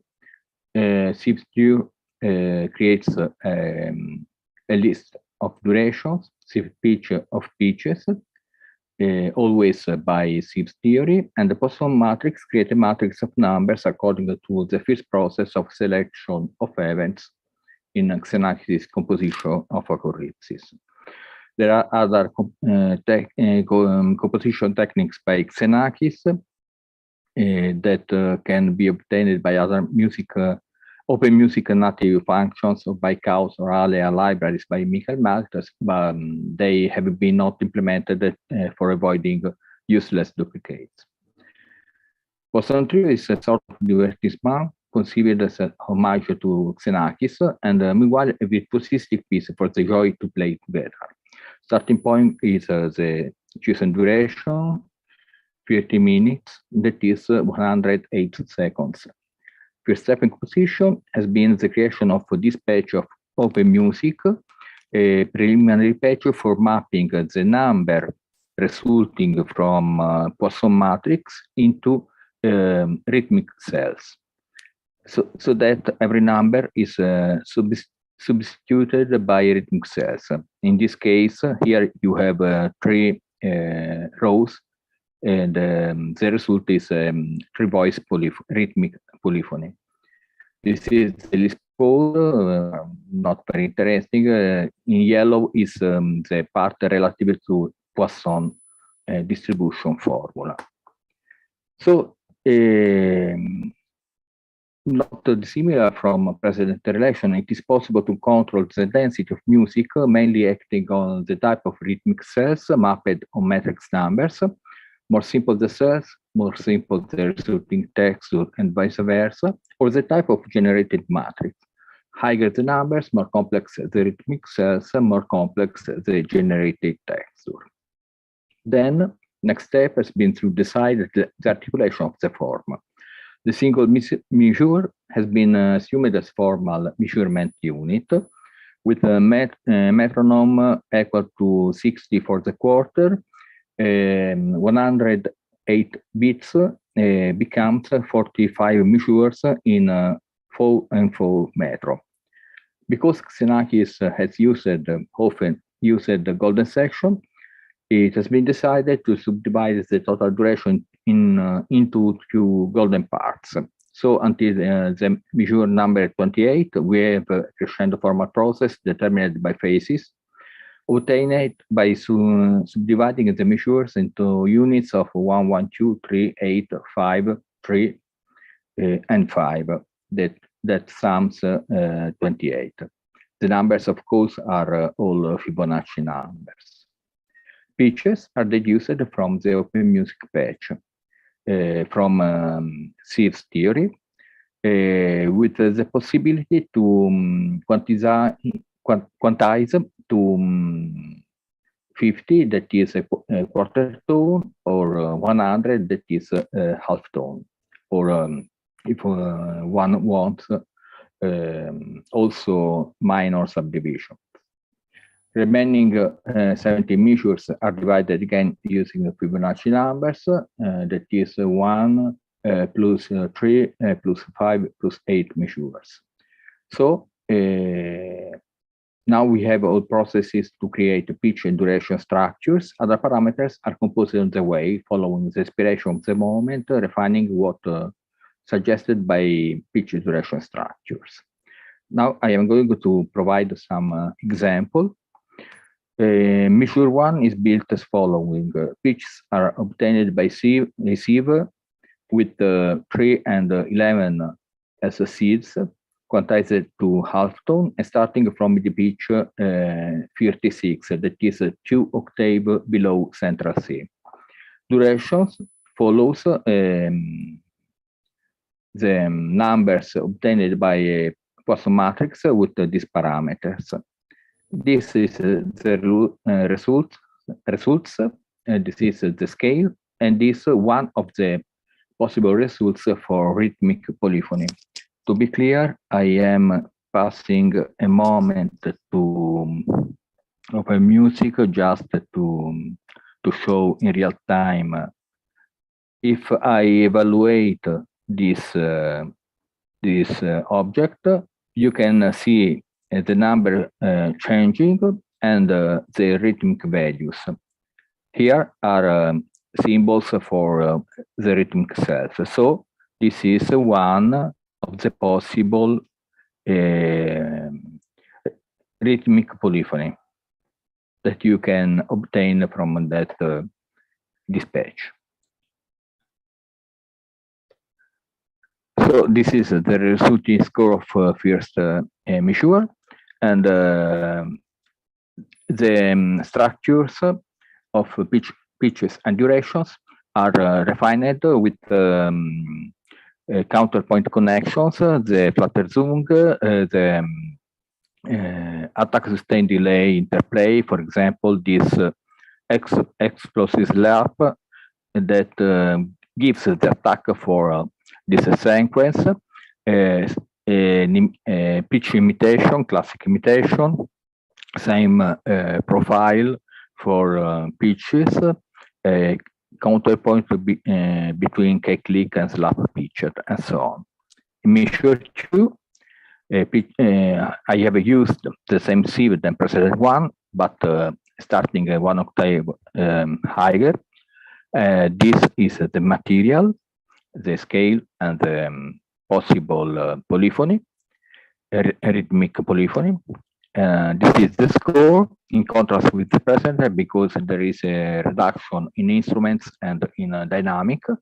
There is again an interplay in attack sustain delay, because this B for alto sax gives marks the delay, the end of this Flatterzung, close this pitch, and so on. In measure 3-4, I have used a new sieve with seed 5 and 11 from a MIDI pitch 56. These parameters for the matrix, obtaining these solutions, and this type of score with these connections, a change in dynamics with initial high D in clarinet, remainders in Flatterzung, diffuse use of 9th and 7th intervals, and some attack sustain interplay. In measures 5-7, I have used a new patch for obtaining different scales, so that these are the original sieves in this subpatch that can be combined by union, difference, or intersection. By set algebra that remains, for example, to Herma for piano, another composition by Xenakis, where set algebra is used for pitch structures. So we have the scale that is a union of sieves with the seeds 3 and 5 and 3 and 7 from MIDI pitch 48, the scale and the rhythmic polyphony, and this is the score with usual counterpoint connections. A prevalent use of 7th intervals, bassoon that has a sort of harmonic ostinato with only 2 pitches, fixed pitches, C and B. Then use of multiphonics, in particular this tutti gesture, very strong under some aspects. And in next section, I have used a different patch for duration for obtaining a slower rhythm, followed with reverse by its retrograde version. This is the rhythmic sequence. Pitches are drawn off the previous section, choosing overall the quarter tone pitches to differentiate the sonority maximum grade. This is the result. Here you have a sort of messa di voce, rinascimental remembrance that I frequently use in my pieces, and it's a band, and multiphonics contributed to enrich the timbre texture. multiphonics, and quarter tones. It would be a brief static emergence, also that a frequent characteristic in my works. The remaining structures follows the same principles, and after the condensation point, there is a small change of sonority of expressiveness. That's all. Here are my web references, and thank you all again for this nice opportunity. I try to, okay. Well. Fabio, thank you very much for sharing the composition process of your Poisson trio. Thank you to you, and thanks to Upstream and Fab also, both. Yes. And now I will invite Pedro Faria to speak. Pedro, if you wish, we can speak in Portuguese. It's no problem. I'm going to continue the trend and speak in English. I'm going to share my screen just a second. Sorry.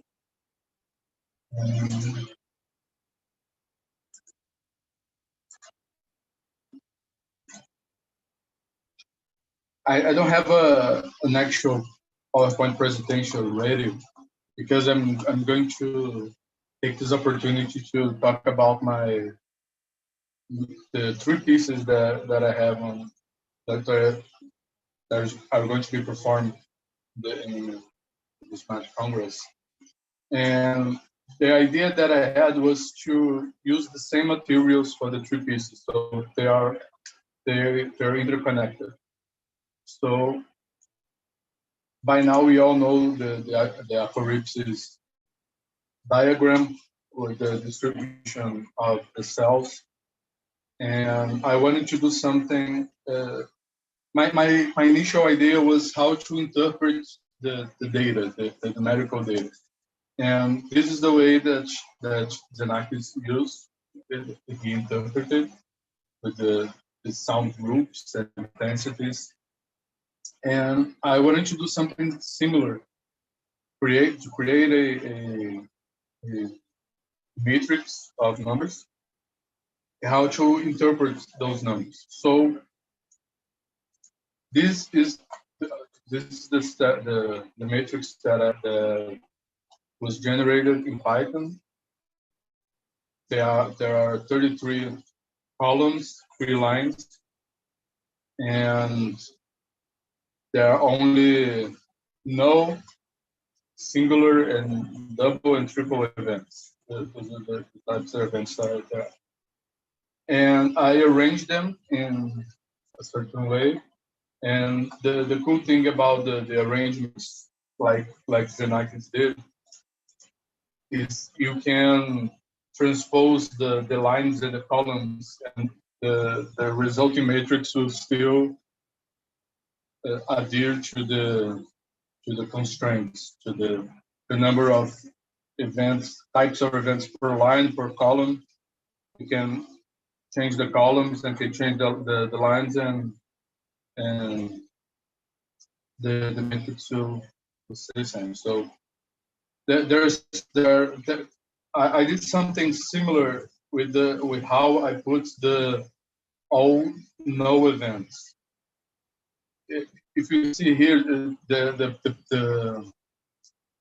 if you like literature and movies, this is almost a 3-act structure from classic stories. The column where there are no events, all null events, divide the whole matrix. Not exactly, of course, but 25%, 50%, and the last 25% of the matrix. So this is a 3-act structure. The first act is about 25% of the movie or the book. The second act, 50%, and the third act, 25%. So it's approximate. It's not, but let's call them the 0 columns. They represent this. It's the association that I made when I first saw this, and I did the same with my solution. I put the no columns dividing on the, let's say, the act, the first act, second act, third act. So that there are more no columns. There are not only two, but I put them symmetrically around the center. So we have here the bold, the slightly bold numbers are the no columns, and they are symmetrical, sort of symmetrical around the center. So what I did was I took this cells, this assortment of cells, and I set out to write three pieces using interpreting the numbers in different ways. So I wrote the three pieces that are called kitara, which is Greek for cells. At least that's what Google Translate tell me. I hope I'm correct. And the first piece, it's the piece that is going to be performed tonight by the wonderful ensemble.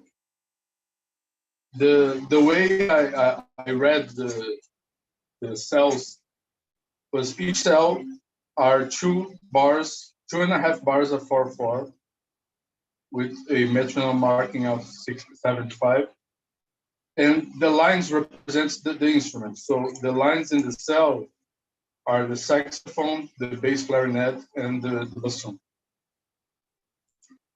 And the numbers represent a complexity factor between the instruments. So let's say that I have the first column.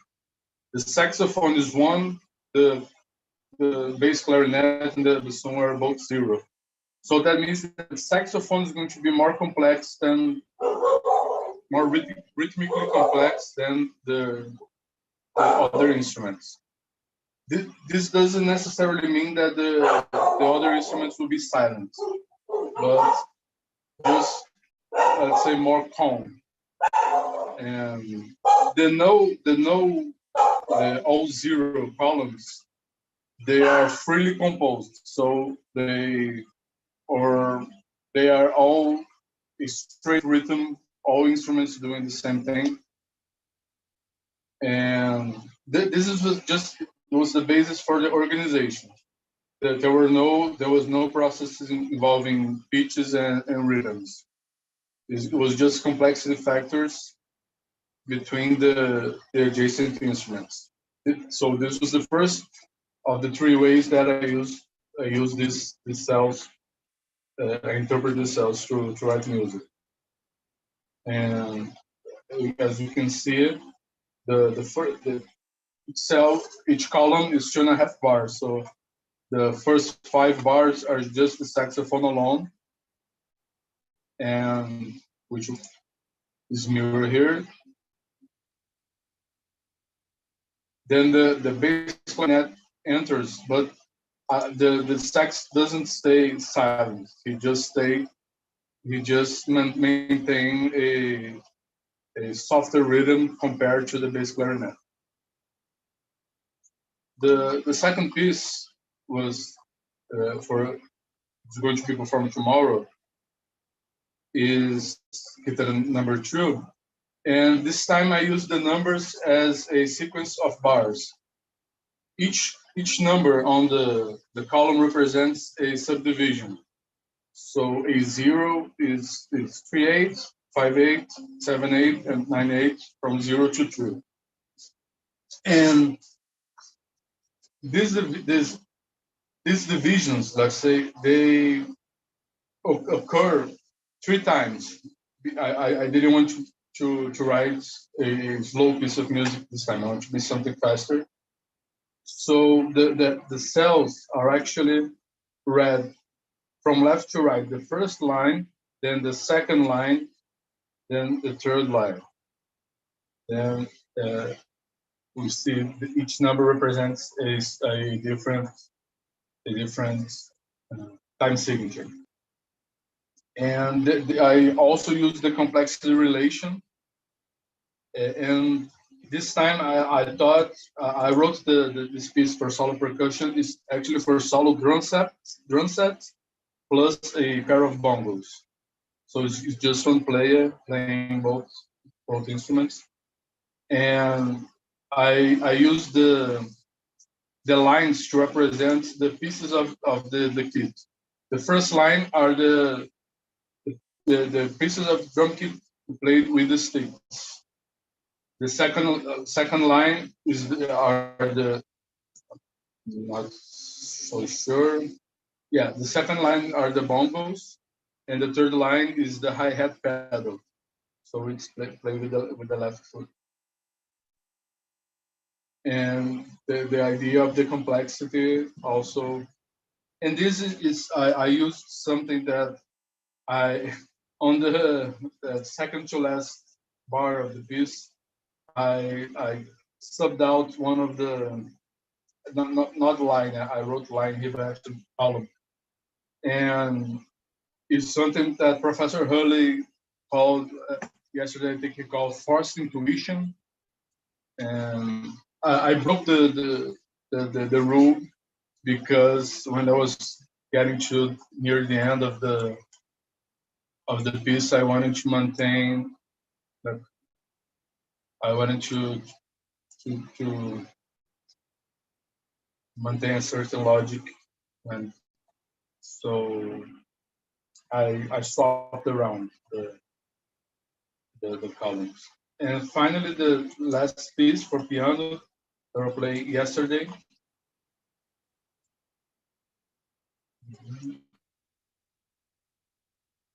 I wrote. I did this before in pieces before, where I use numbers as keys to sort of a catalog of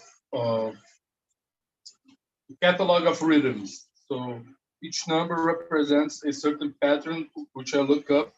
If I see the number 0, it's pattern a certain rhythmic pattern, like looking for a word in a dictionary.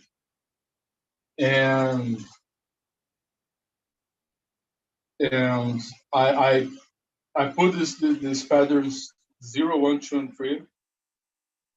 And actually not 0, 1, 2, and 3 are 3 patterns, and which are in counterpoint with each other. That's why the piece, if you listen to it, has sort of a fugue and forget to sort of fugue, because it's the same patterns, and the zeros, the zeros on the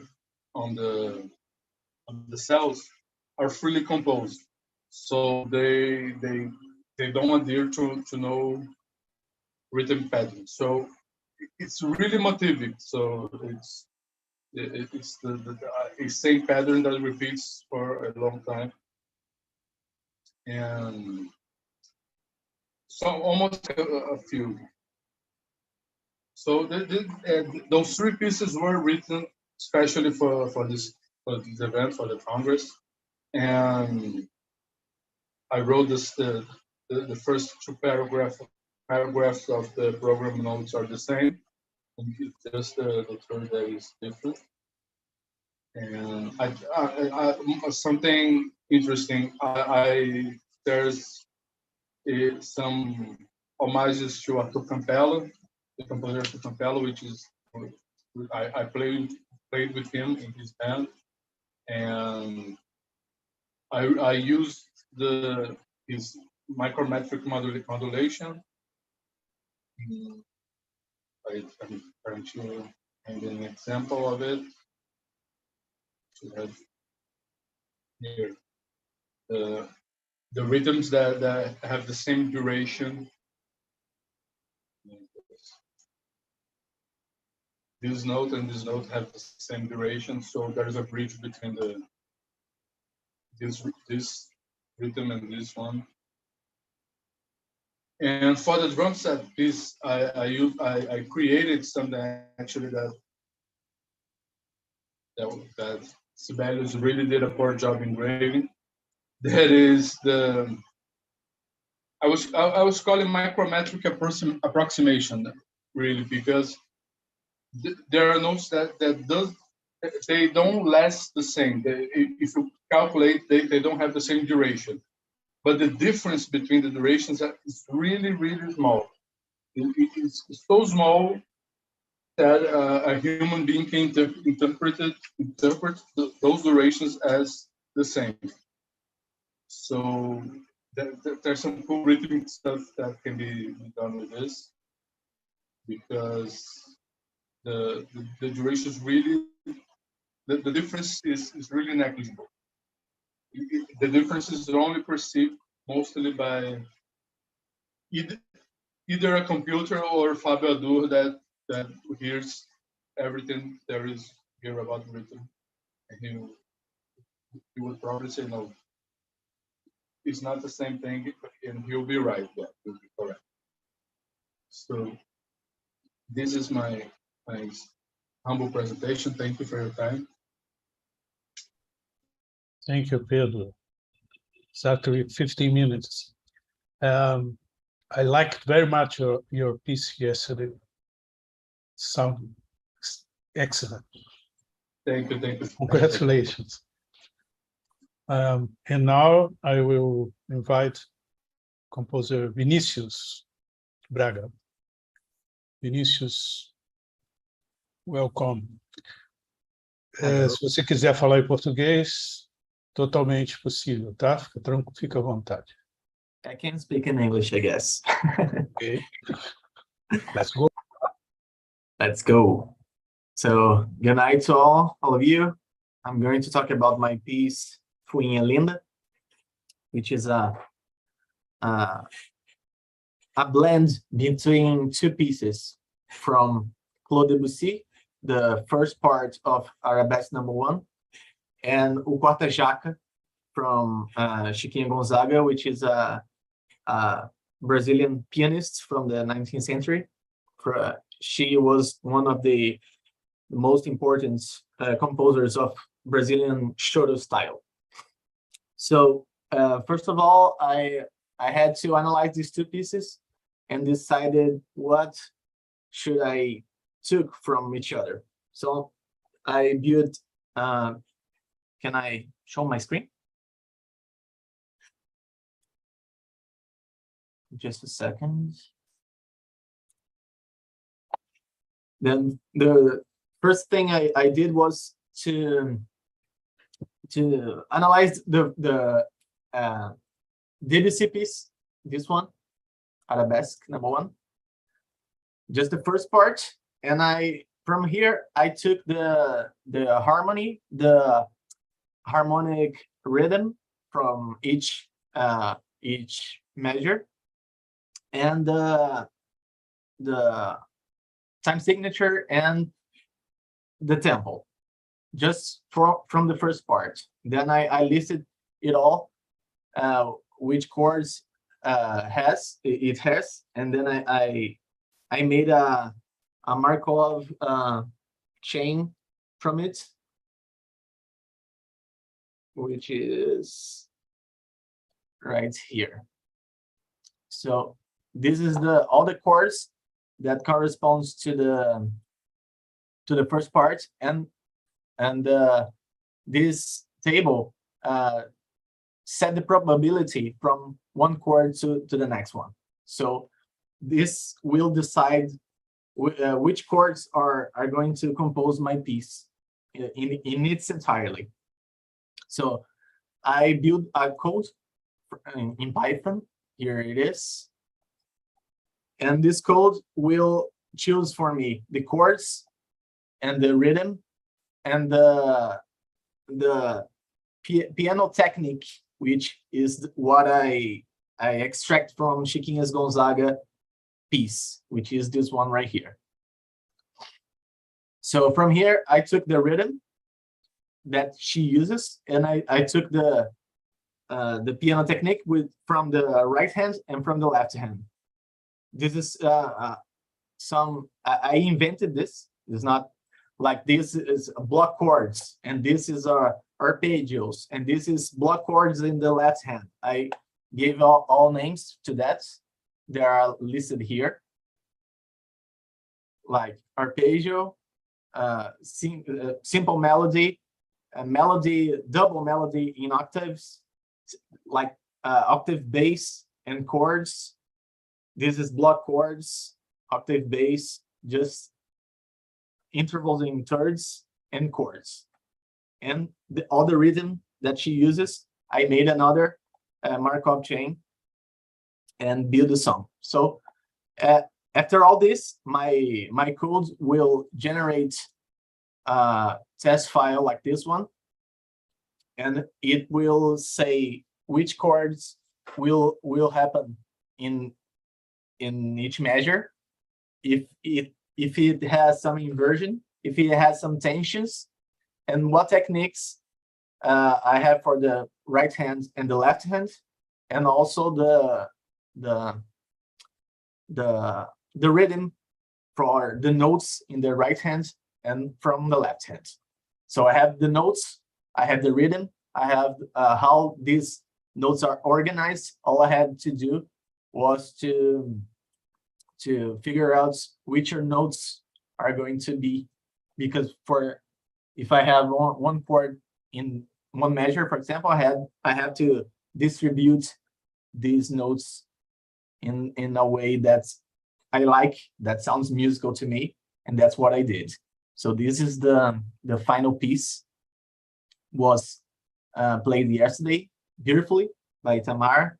I think you saw it. And that's it. This is a beautiful blend between Chiquinho Gonzaga and Brazilian choro and Brazilian piano style with Debussy harmony and harmonic hit rhythm and this impressionism feel to it. So it's a impressionism and choro at the same time. So that's you can see clearly the rhythm distribution is from Brazilian choro style, and you can hear the Debussy harmony if you listen closely.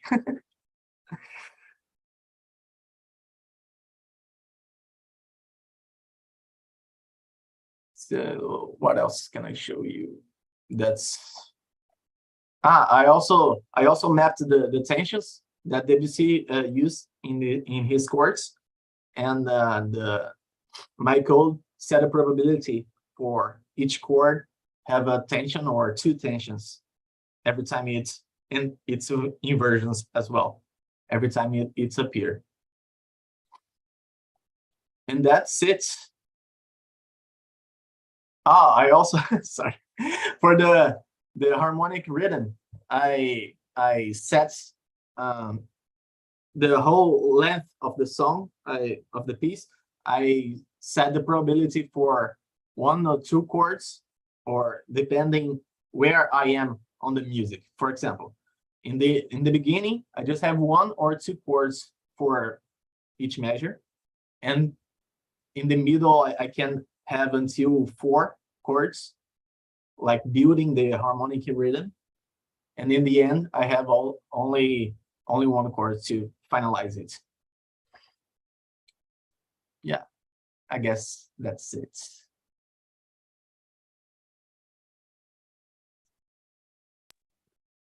Thank you, Vinicius. Your piece was also very well performed yesterday. It's very beautiful. I liked very much. Congratulations. Thank you very much. And now we'll have the last participant, Yuri Kimizuka. Yeah. Welcome, Yuri. And thank you for being here. If you wish, speaking Portuguese is okay. Very comfortable in English too. Okay. That's good. Good evening, dear all. It was so pleasure to listen about different ways to think Xenakis music, and that makes me think about the path I choose to compose the piece will be performed tonight. That's quite different from those previous presented, because I choose not to use deeply calculation as well, one aspect in Xenakis music and also in my music that normally use a computer-assisted methods, just like open music. That's my main tool for computer-assisted composition. But in this case, I was so impacted with the global situation, the SARS-CoV-19, and that makes me think about the Xenakis life and a small piece that's quite different from the rest of Xenakis pieces. That's Charisma. Charisma is a small piece dedicated to one of Xenakis' pupils.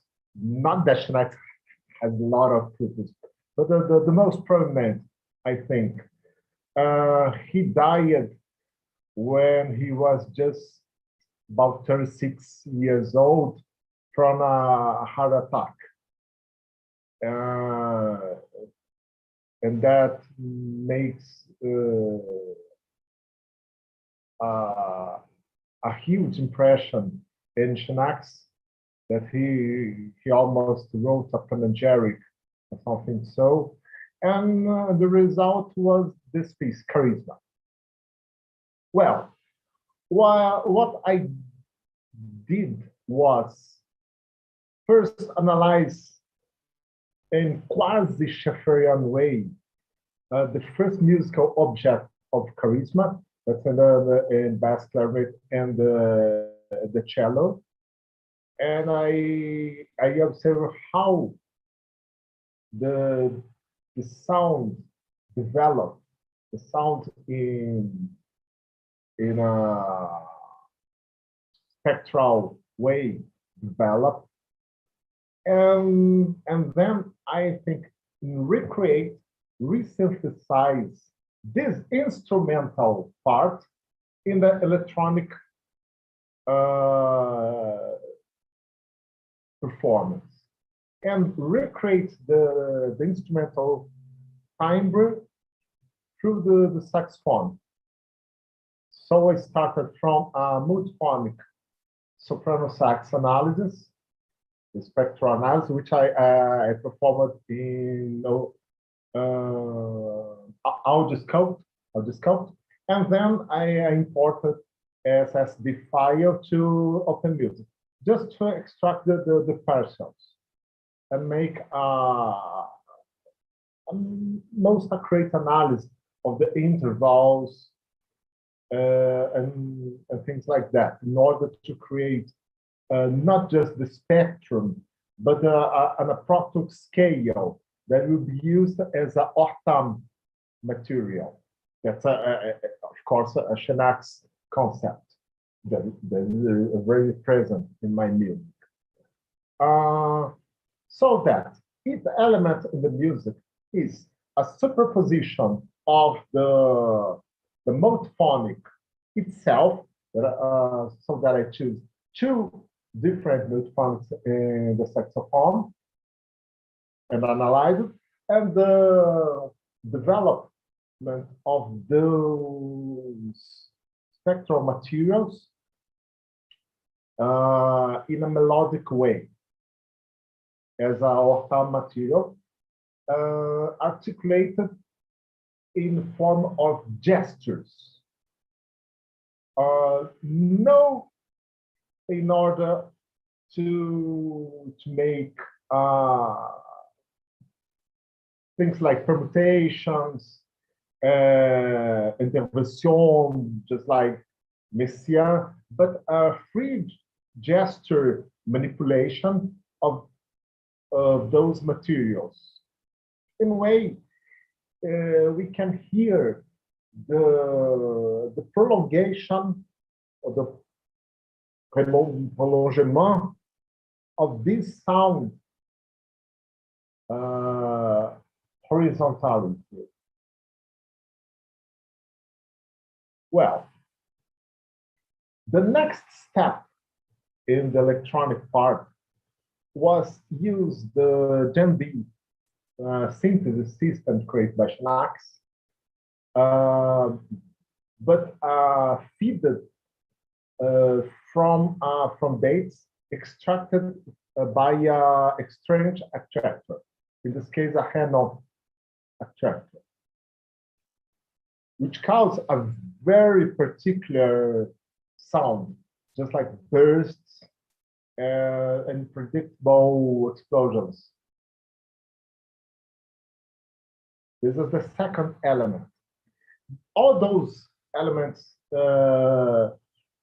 have been juxtaposed over the time in a way undone.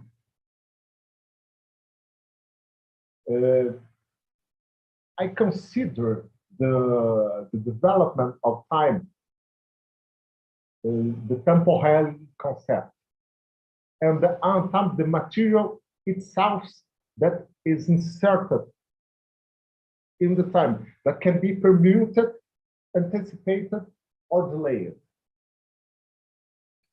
And the off-time material is the spectral material obtained from the spectral analysis, which I used in the melodic parts of saxophone.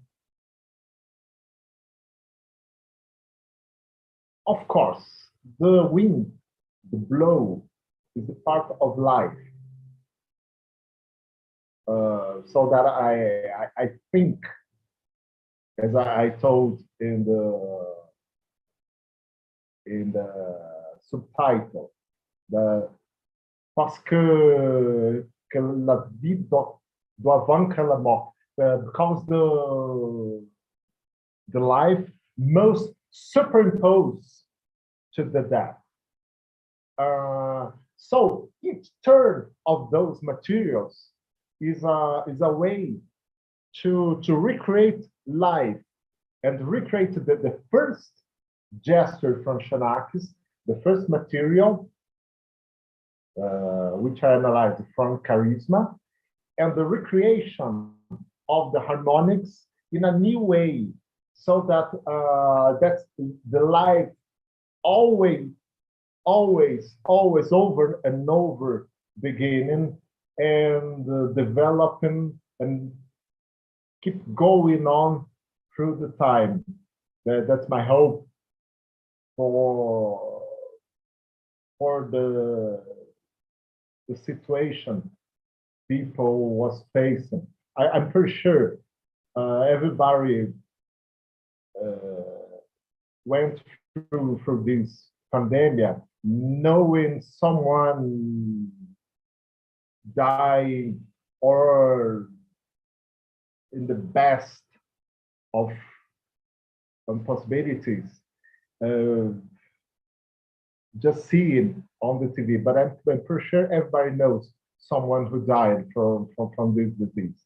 So that this music is a way to, it's a poetic manner to bring life to, and show that Xenakis brings us something beyond the formula, the models, and that the formula and the model are ways to think and reflect about life and death, as so he did after the war he went through. Well, I guess I spoke too much.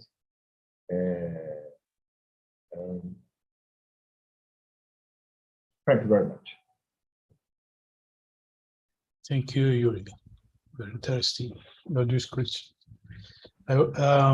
Now I think that you, the participants, the composers, can maybe would you like maybe to talk among yourselves, make some questions, please be free to do that.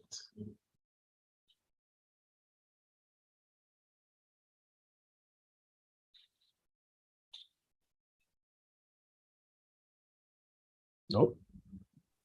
Yeah, I have a question for Fabio. Okay.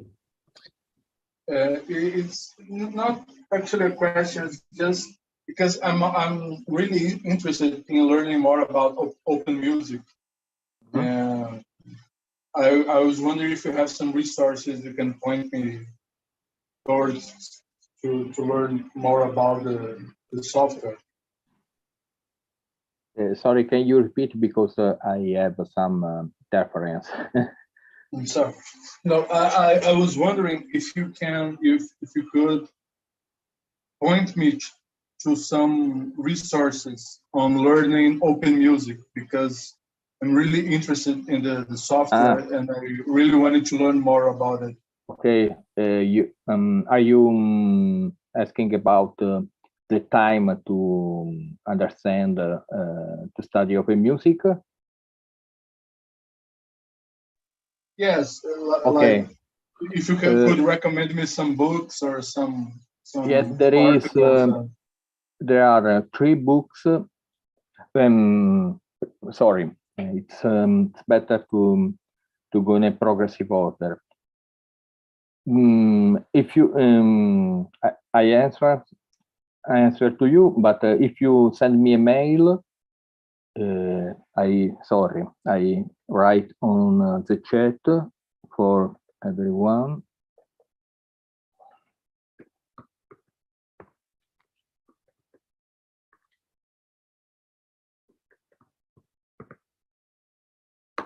Okay, I can complete my answer if I don't remember some book or some resource. You have the tutorial online, so you can go to the home project of Open Music, and from that web page you can go to documentation and other resources. I would suggest you to start with the tutorials. Are dated but always valid. Then there are 3 books published by Delatour IRCAM in French or in English. The title is OM Composer's Book, Volume 1, 2, 3, and they are a collection of papers of composers that describe how they have used open music. There is also a book online, free online in Spanish by Pablo de Cheta, I don't remember precisely. If I remember good, is this on the site of the Catholic University of Buenos Aires.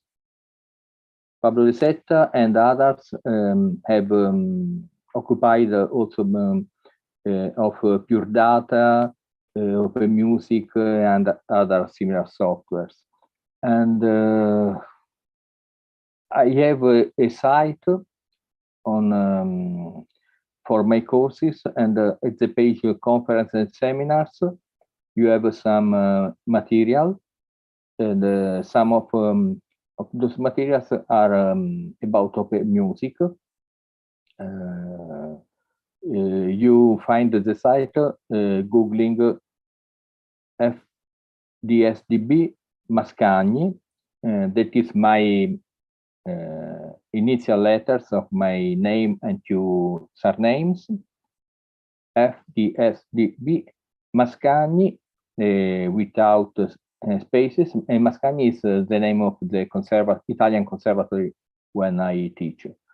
At the moment, I don't remember other resources, but if you send me a mail, can reflect with more time and integrate this information with something more complex. Thank you so much, Professor. Thank you. I think that there is a question by Hugo Carvalho. Tanit? Yes, I only want to briefly ask Pedro if this composition of yours was already made with Lily Pond or Abjad you're studying. No, they were both made with normal Sibelius. There's no Abjad involved. I started learning Abjad right after I finished the three pieces. Ah, yes, so quite short time. So let's study together. I am also interested in learning Abjad. Thanks. Yeah, it's really cool. It's really powerful. It's a powerful tool.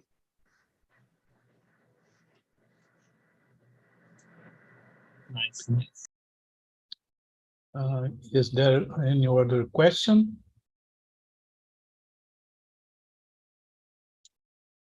Well, if not, I would like to finish our section. Thank you very much to all composers.